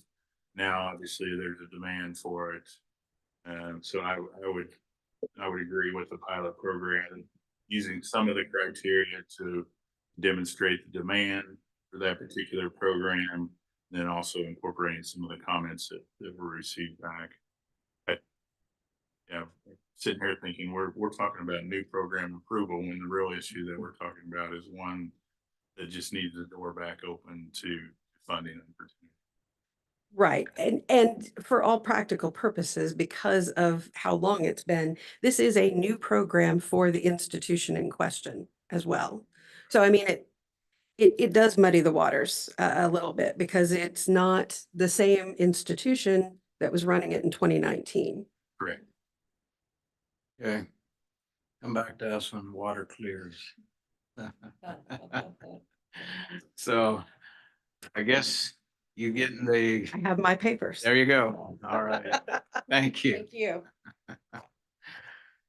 All right, Elaine, you are back up again. 2026 TA appropriation request. Thank you for being so patient. No, no problem. Thank you to be here. Referring next to the next item on your agenda, item 6A. The budget cycle is a never-ending process, right? So even as we're getting budget numbers from the legislature for 2025, we already have to look ahead to 2026.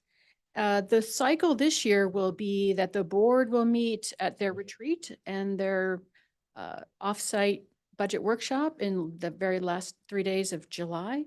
So before that time, we will be looking for the institutions to provide us their thoughts on what they would like the board to consider for inclusion in the 2026 budget. So this is your final meeting of the year. So this is your opportunity to then also weigh in for your thoughts on what the board should consider in including for the next cycle. Some of the items that are noted there on the page are things that were proposed last year. I think most everything on the list was included in the 2025 budget, many of which we talked about.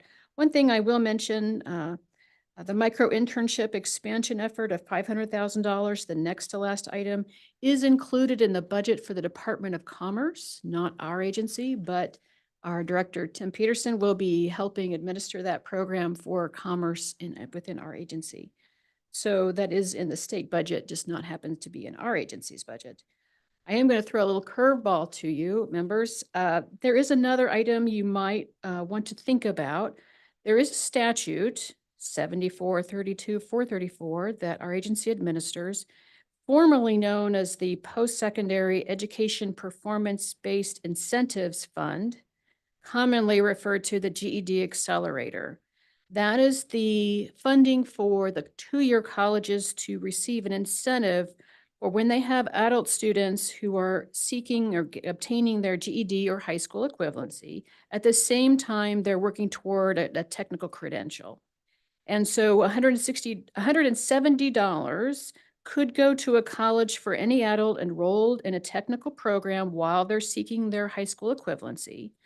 Of that $170, $150 is used for their equivalency testing, so the GED test or the other equivalency test.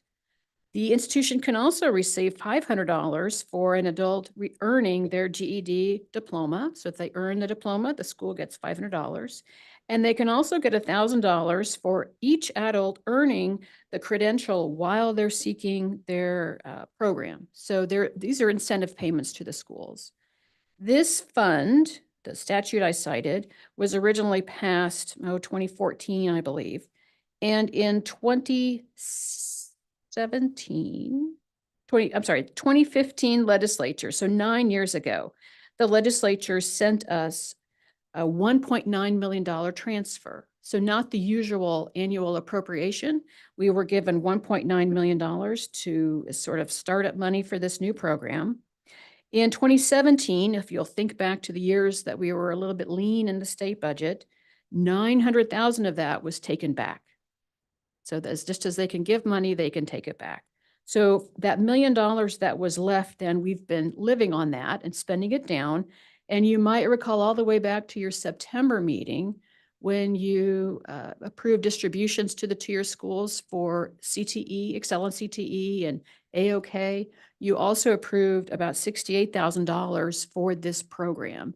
We had to prorate the amounts we gave the colleges because we didn't have enough money, like an annual $100,000 appropriation that then would give us the funding available that we could provide the eligible colleges under this statute, the funding for their incentive payments.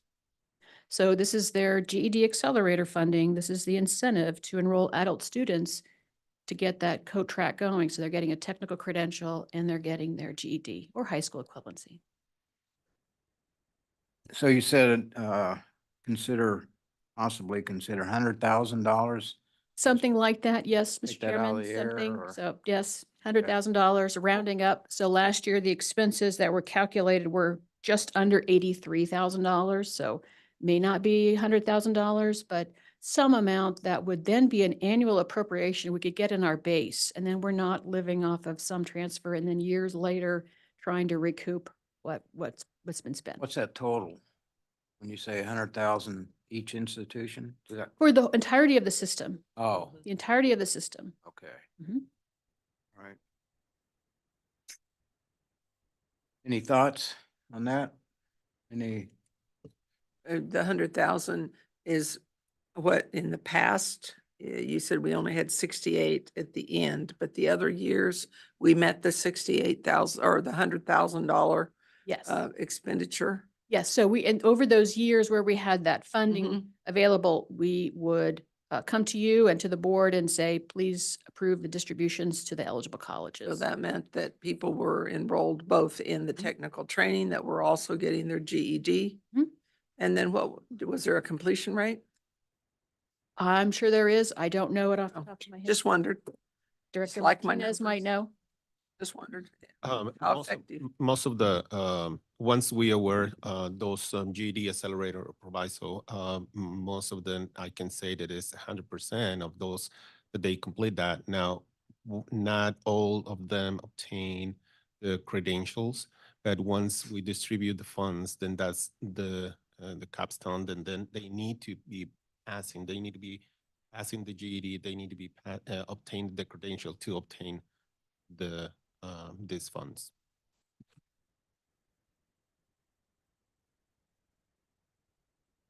Yes. From my experience, it was a valuable program. Mhm. Yeah, not large, but it was very valuable.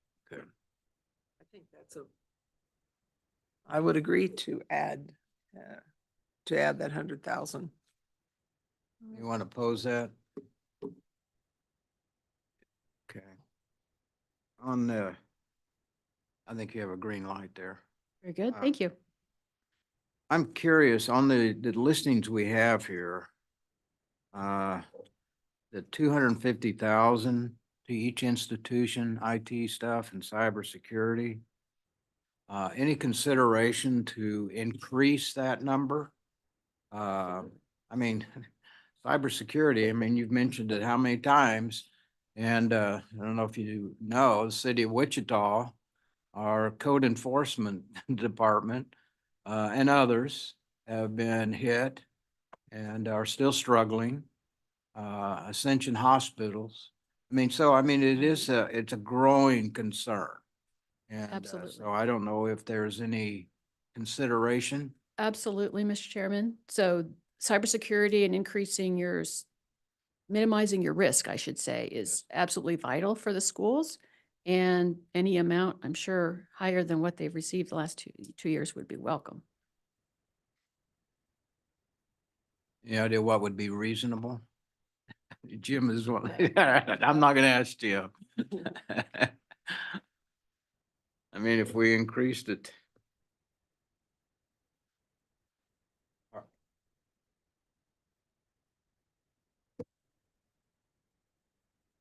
Just a suggestion for your consideration, and it muddies the waters, but again, it's the new age we're in. Not only to increase it, but it's also a way for the colleges to do more cybersecurity training with our students for that profession, because our colleges, in some aspects, become that lab environment. Similar to how we run a lot of the networking now, they have their own network, but you can get the double bang for the bucks if you combine some of the potential academic internship experience.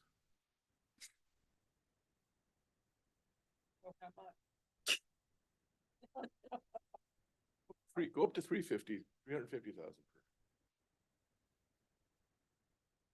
Under $500,000. What was that comment? Keep it under $500,000. I think the suggestion is 350,000 a school or each college.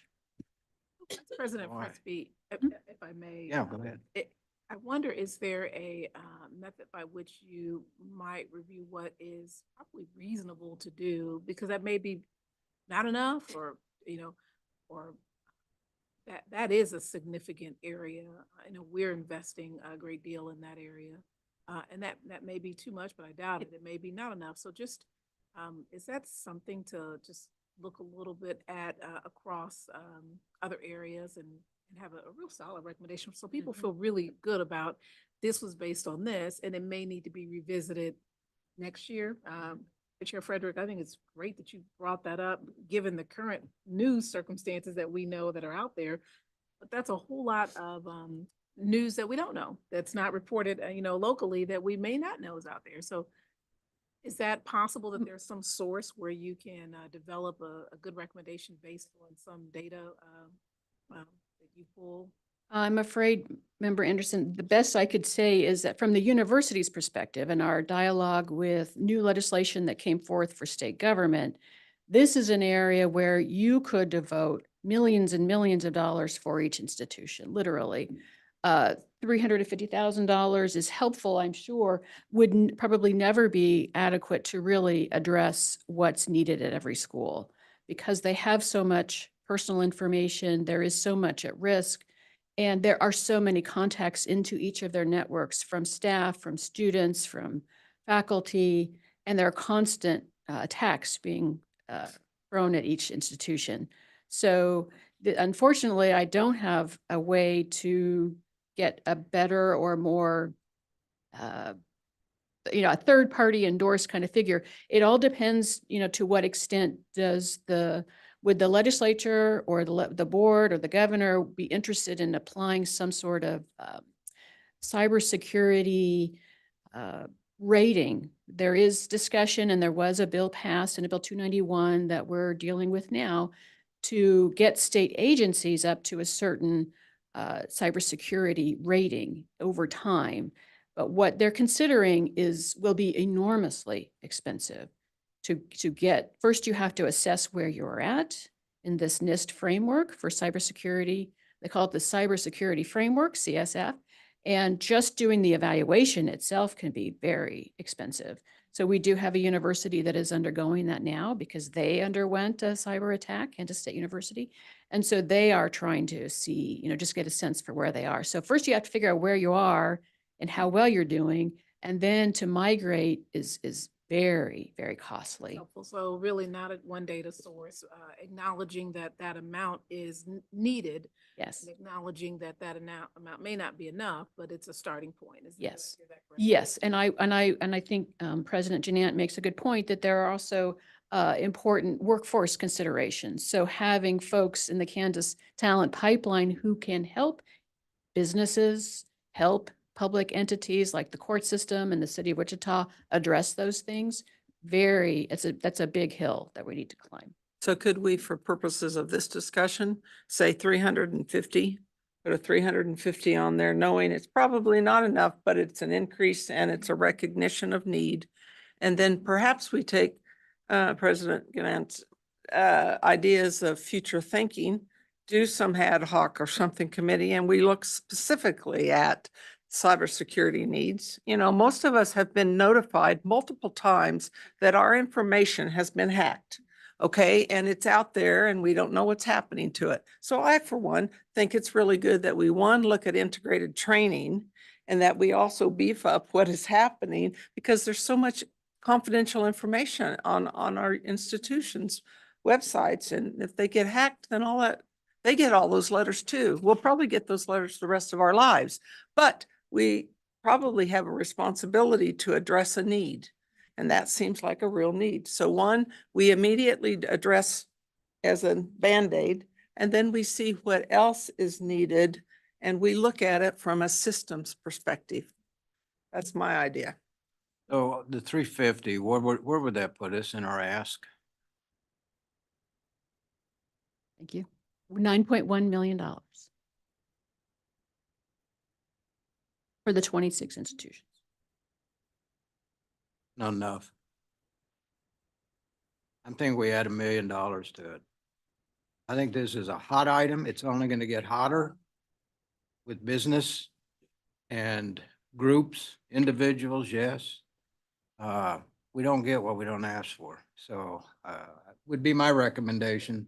I'm not bashful. I think we increase it $1 million and see where it lands. And I'm open to any criticism or other ideas on this. Million per institution? No, that we increase it to 7.5. Okay. We increase that to $1 million. But Okay, adding 100,000 to each school would bring that 65 to 9.1. So 9.1 would give each college Oh, 350. well, then I misunderstood. You could raise that ceiling to 10, just go an even 10. Look, I'm a See plumber. what we get. So there, and think of this also in with two aspects. So the amount that you are willing and interested in proposing, but then also how, what would it be devoted to? Would there be a workforce piece separate or included? And then how would you do something for how you allocate the funding to the schools? In the past, it's just been a set amount. Everybody gets the same, whether you're Johnson County or Pratt Community College, all the amounts are the same, Salina and Tails Tech. So you could also do something like you do for Excel and CTE, capital outlay, and then, you know, everybody, yes, everybody is going to have similar risk. You do in a base amount, and then you may do some recognition of scale for the university, for the institution. Okay, so I'm clear. Hector, did you do the math? Is that okay? Did you do that in English?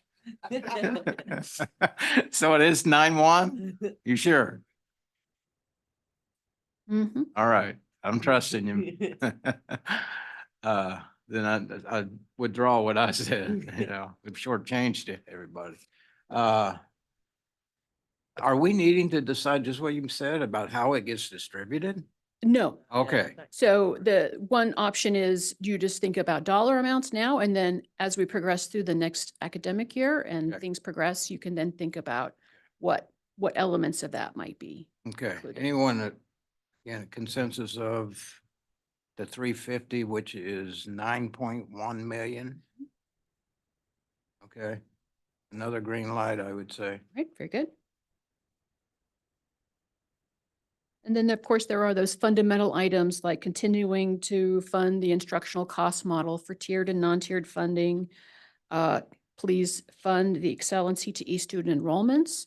That has been growing slightly. So I think last year we pegged in $3 million for an increase for the coming year. We will know more about what that amount will look like when we hit September after we've gotten everybody's summer data collection. So we can leave that as a TBD if that's okay with the authority members.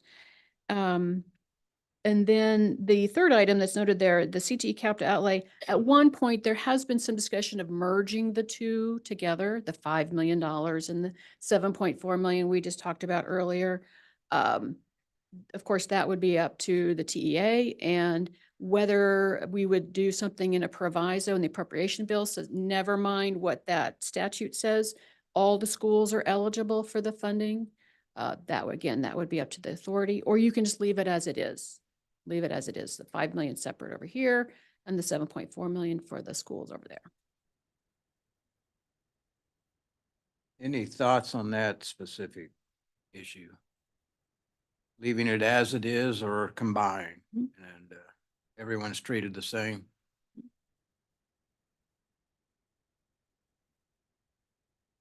Jim? Allow the community tech colleges to confer over the next. To confer? Our groups to confer and see if we come up with a recommendation that's related to that. Okay, what, is this time sensitive? It is and it isn't time sensitive. So President Janan is suggesting to allow some time for the two-year colleges to confer and think about the CAPTA outlay funding. One option is the TEA just pegs a number, just says to be determined, but yes, please fund CAPTA outlay as you have been for the two-year schools. And in the proposals from the colleges yourself, from each sector, we will be soliciting those for input later as well. We're delaying that a little bit, so we're not going to be concerned with publishing this in the June agenda for the board as we have in the past. We're pushing it off a little bit to give people more time to think about what they want to do. And then we'll publish that for the board for the retreat in July. So for that, we do have more time. Yes. Frederick, it sounds like to be determined is sufficient. And then, then they have time. All right. Very good. What else? Mr. Chairman, I don't know if the TEA wants to say anything with regard to continuing some of the newer items. The apprenticeship and the business and industry workforce initiative, the 14.3 million. One comment you could make as the authority is to say, please retain that in the budget going forward into 26. Similar with the micro internship expansion and the community and the technical colleges operating grants for 10.5 million. And then the last thing I do want to highlight is adult education. Last year, the TEA and the board, we sought collectively to increase. It was two parts to the increase. We asked for $110,000 in state funding so that we met our maintenance of effort requirement. As the federal allocation grew slightly, we needed to increase our state funding, and the legislature did that for us. But what they did not do was the other part of the request, which was $1 million in more state funding, just so we can expand our services at the adult ed centers. The legislature did not adopt that. And I know Director Hernandez can talk a lot about the students that we're turning away at the adult ed centers. So this is an area where we are not able to serve everyone, and that was a request, and you could seek to bring that back up again. Okay.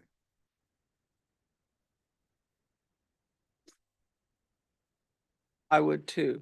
We have a pool. We have a lot of new jobs coming to Kansas, and we have a pool of workers. We've got to hit our GED students, get them with GED, and then get them with certificates. We've got corrections that needs to be supported because that's a whole nother workforce. We've got then the students that we're working with the K-12. We better have a whole systems approach so that we have a Kansas workforce that's ready for all the people that want to come to Kansas to build companies. That's my thought. Okay. All right. Very good. Does that round it out? I believe so, unless the authority members themselves have other things they'd like to bring up. Ray, this is Cindy. Just a quick question. Is the 14? We'll go with that. Thank you very much. Hector, you're in the spotlight. Thank you, President Frederick. Okay. Are we good on that?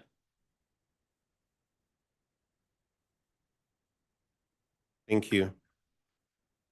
I'm gonna just take the opportunity to kind of show you a slideshow here with some of the things about the Kansas adult education.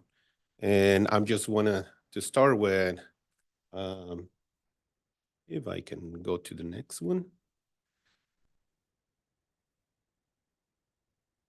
There we go.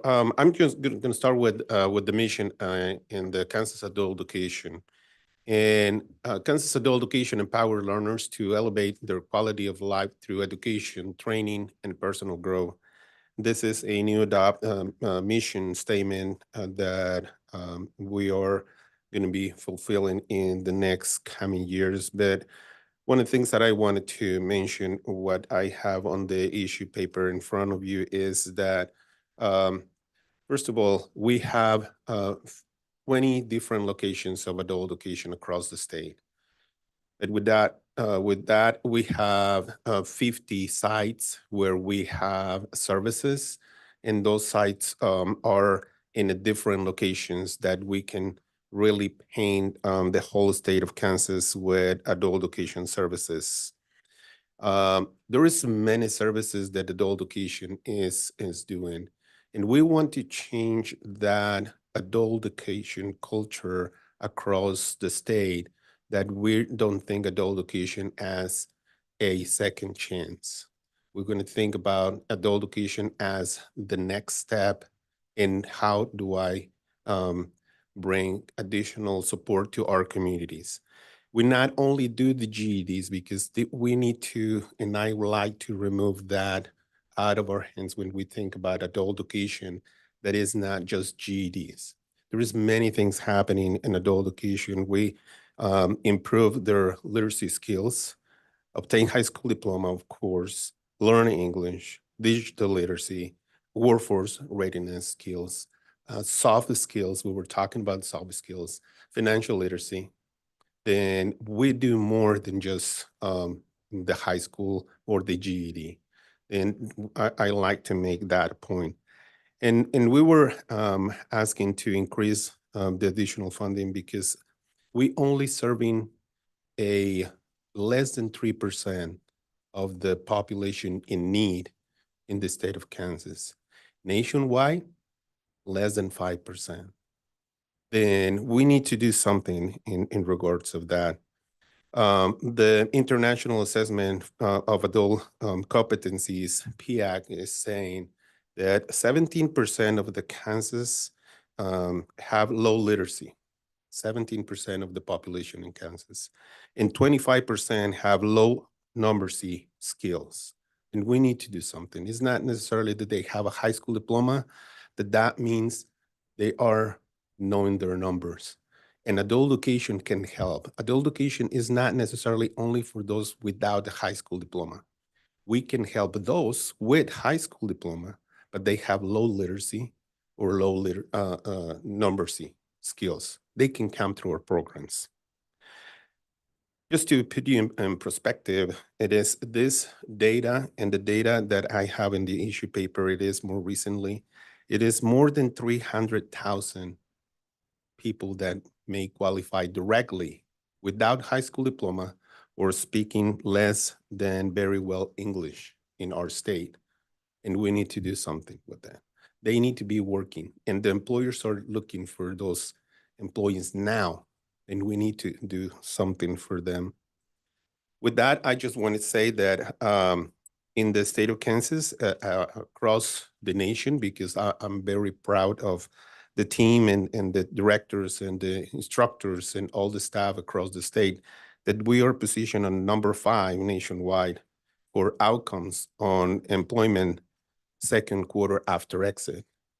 Nationwide, we are the 11th employment 4th quarter after exit, but we're number 6 on measure skills gains across the nation, when we're very proud on what is happening in Kansas.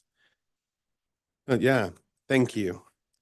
Then once again, here in Kansas is by the end of this year, we know that we have to increase the skills on our participants, with more or nearly 80% of those jobs opening going to require high school diploma. Then we need to do something with that. We have to be and create more bridge between the workforce and the supply and demand that we have and the students that we have. And one of the key components is the AOK, the Accelerating Opportunities in Kansas that we have, and you guys have proven we need to continue improving that.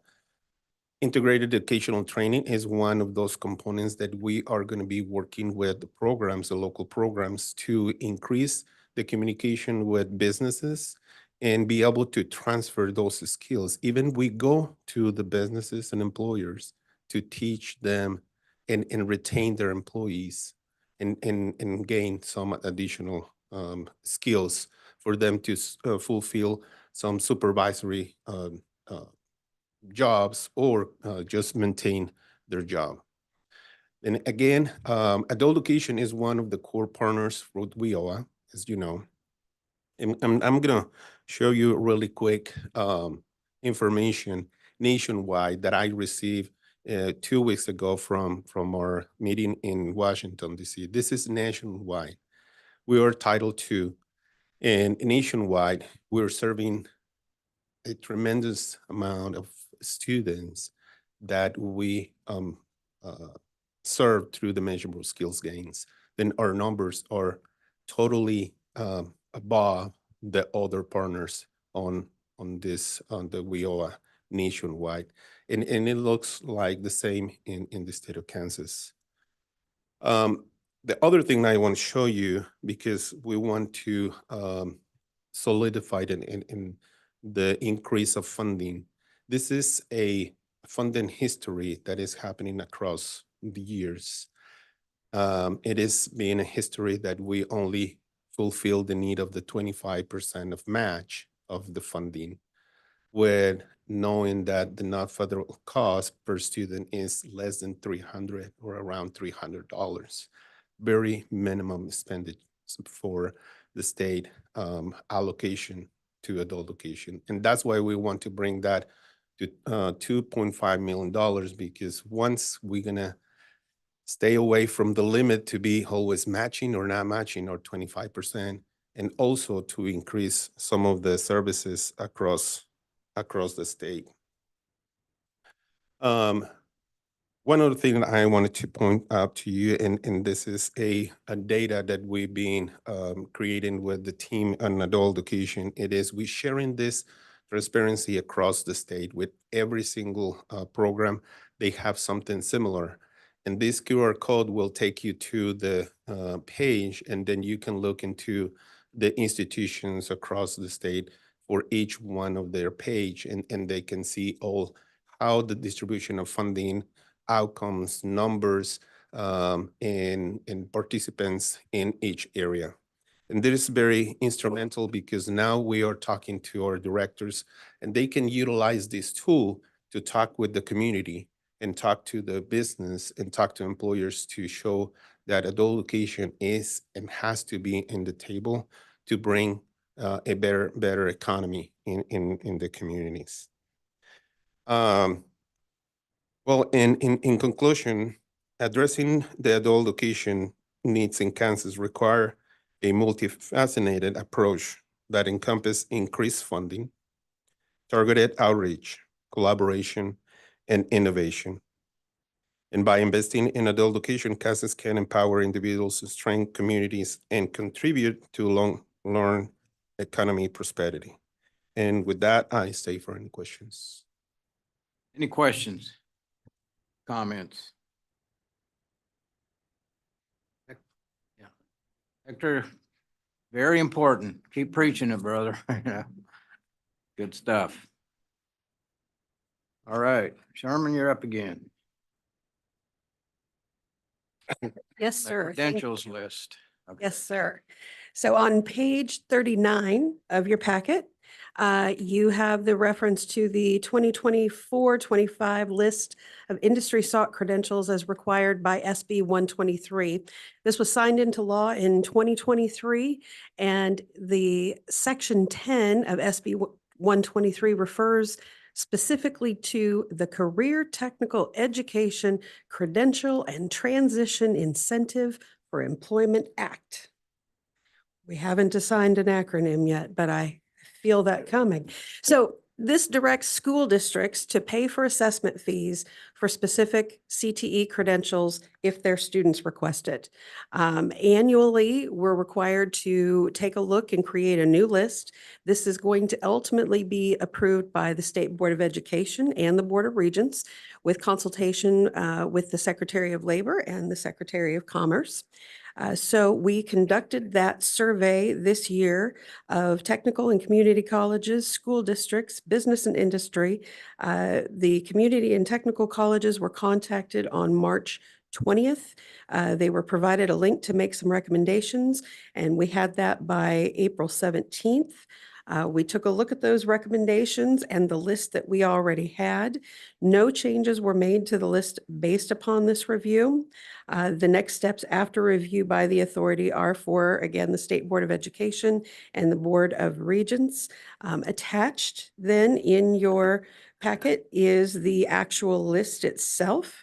It is going to look pretty familiar because the basis for this list started with the Excel and CTE credential list that the authority already approved. And last year, we also added medication aid due to the demand for that particular occupation. Some of the specifics about this list, again, Excel and CTE qualifying credentials, and these must be certifications that are part of a CTE program. They must be occupationally specific. We don't include OSHA or CPR.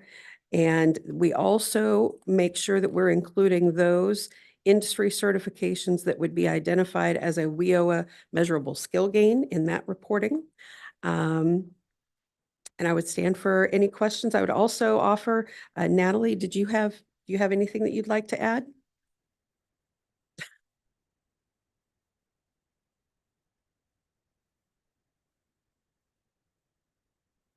Any questions? Not, I'd entertain a motion to approve the recommendation. I move we, what did you say? I Approve move, the I move that we whatever, get it going. I get lost in this. Let's Yeah, get- so move. It's close to lunchtime, obviously. Do we have a second to whatever she said? Okay, thank you. Any questions, comments? All in favor, say aye. Any opposed? All right, thank you.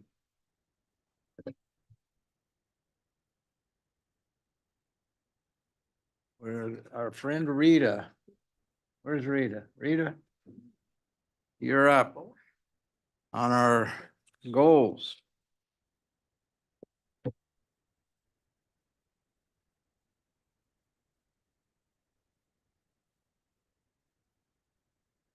Thank you. And thank you very much.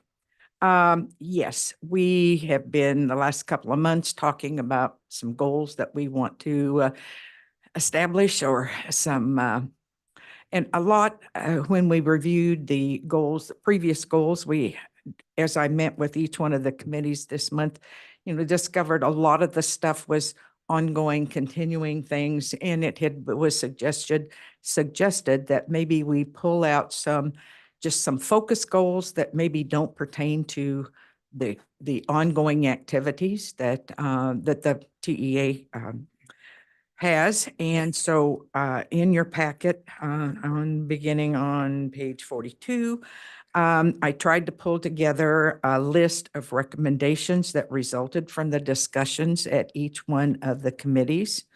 And there are the ones from Budget and Finance, wanting to explore opportunities to diversify the funding basis for adult ed and their services so that they can expand and sustain services. There was identifying and sharing best practices and reducing or eliminating actual fees charged to high school students in Excel and CTE, and to ensure that the actual costs and the potential subsidies are adequately communicated. This all was part of a previous discussion that we had when we were approving Excel and CTE fees, the need to kind of continue that discussion, and then explore methods to ensure the data that's used to calculate the components of the instructional cost model represent actual costs. So looking at how those are determined. Excuse me. When we, at the Program and Curriculum Committee, the committee decided that it would be a good idea to resume the program performance reviews that we discontinued. I mean, up until 2019 was the last ones we did, then we stopped because of COVID. And now based on, the return of activity to our programs and things, that since that is a statutory requirement, that we resume that practice. And based on some discussion that we've had today, I'm thinking as we go through this, we've gotten some ideas on how we could go about completing some of these tasks. Also improving the collaboration and integration between the colleges and the adult ed centers to try to streamline joint programs, educational pathways, and communications to help those students that are coming from adult education centers transition on into the colleges. Another one was to explore methodology and best practices and how we communicate participation rates in work-based learning. I mean, there's been a lot of emphasis on that. Also, how do we, maybe including expanding apprenticeship models to include a way to identify the number of apprenticeships and the number of apprentices that are participating so that we have some data to justify some of our funding asks. Another one was to explore and report how do we track business and industry partnerships, and how do we communicate that? How do we collect information so that we have some data, something more than just anecdotal comments, again, to help continue we take our message forward on continued funding for some of those activities.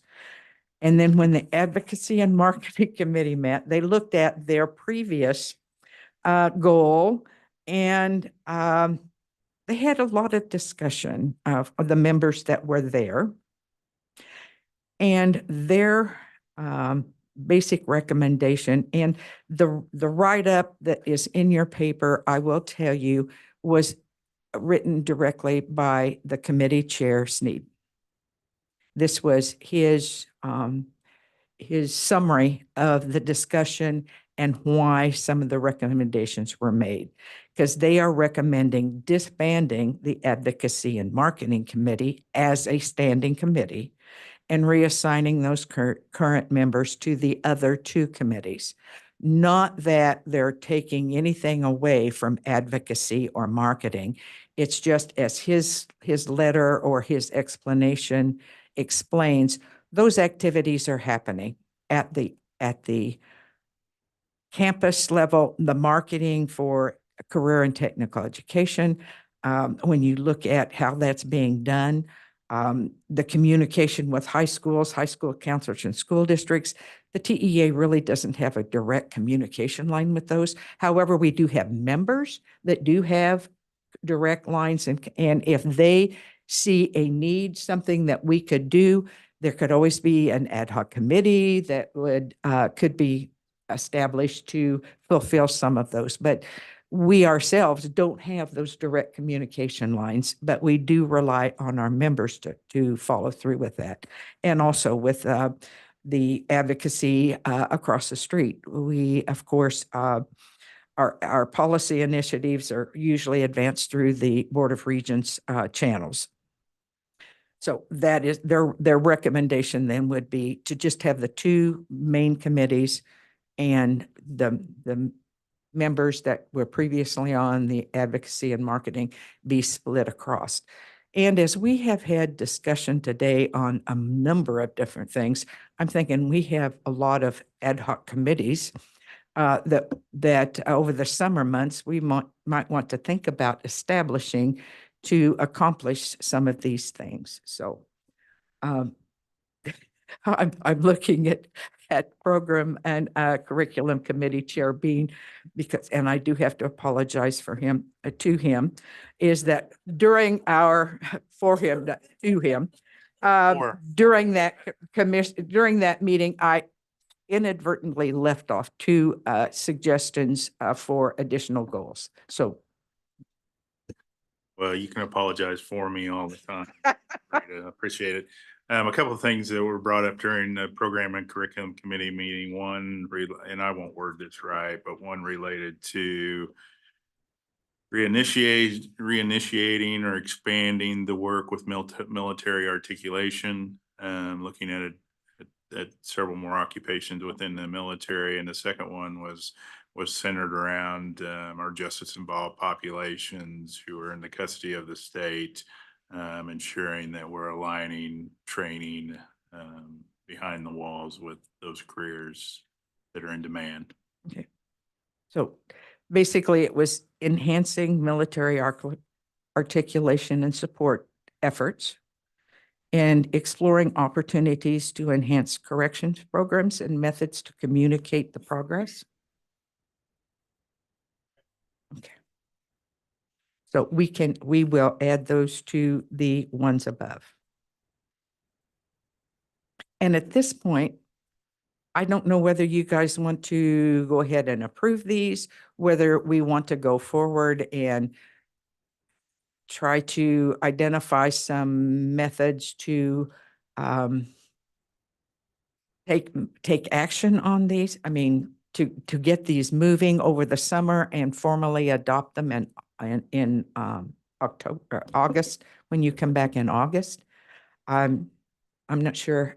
It's whatever the group decides. Frederick, if I may, first of all, the number 8 is very much marketing, and as is the other item that was just mentioned by Member Bean with the correctional piece. So concentrating, going deep in that why, concentrating efforts in those two is exciting to know that when we're promoting focused on curriculum, or focused on something very specific. And then the points that you listed are very clear. So Chair Frederick, if you, at least I would propose that if you feel that these and others feel that these capture the direction to go, that the sooner that you do that, the more, at least on the end of the summer, that we can be involved in activity focused on these areas. Because there are a lot of points, but they're under some specific areas. So I would support proceeding forward. And being a member, and I was absent at that meeting, of the marketing team, I wholeheartedly agree that expanding that and focusing on marketing in 2 very concrete areas would be fantastic. So are you making a motion? If a motion is needed, I make a motion that we approve the goals as submitted with the additions of Member Bean with those 2 other points under the curriculum goal. Okay, do I have a second? Okay. Okay. Any discussion? All in favor, say aye. Aye. Any opposed? Thank you, Cindy. Thank you. All right.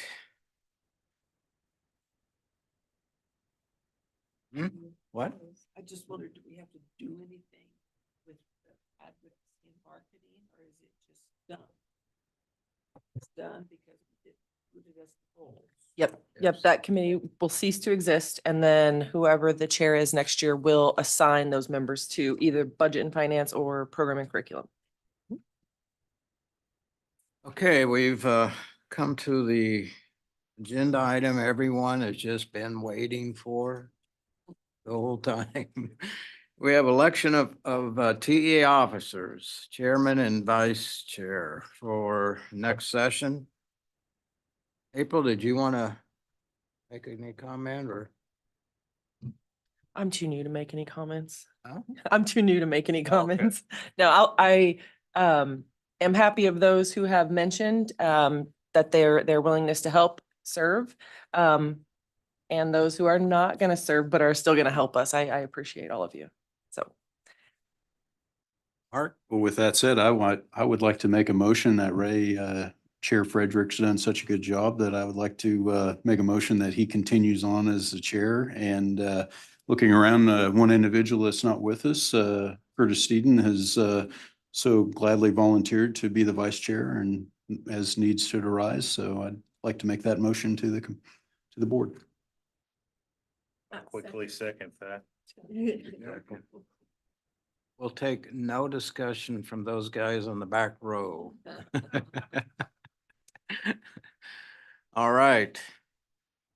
So to serve as chair next session and Curtis as vice chair. All in favor, say aye.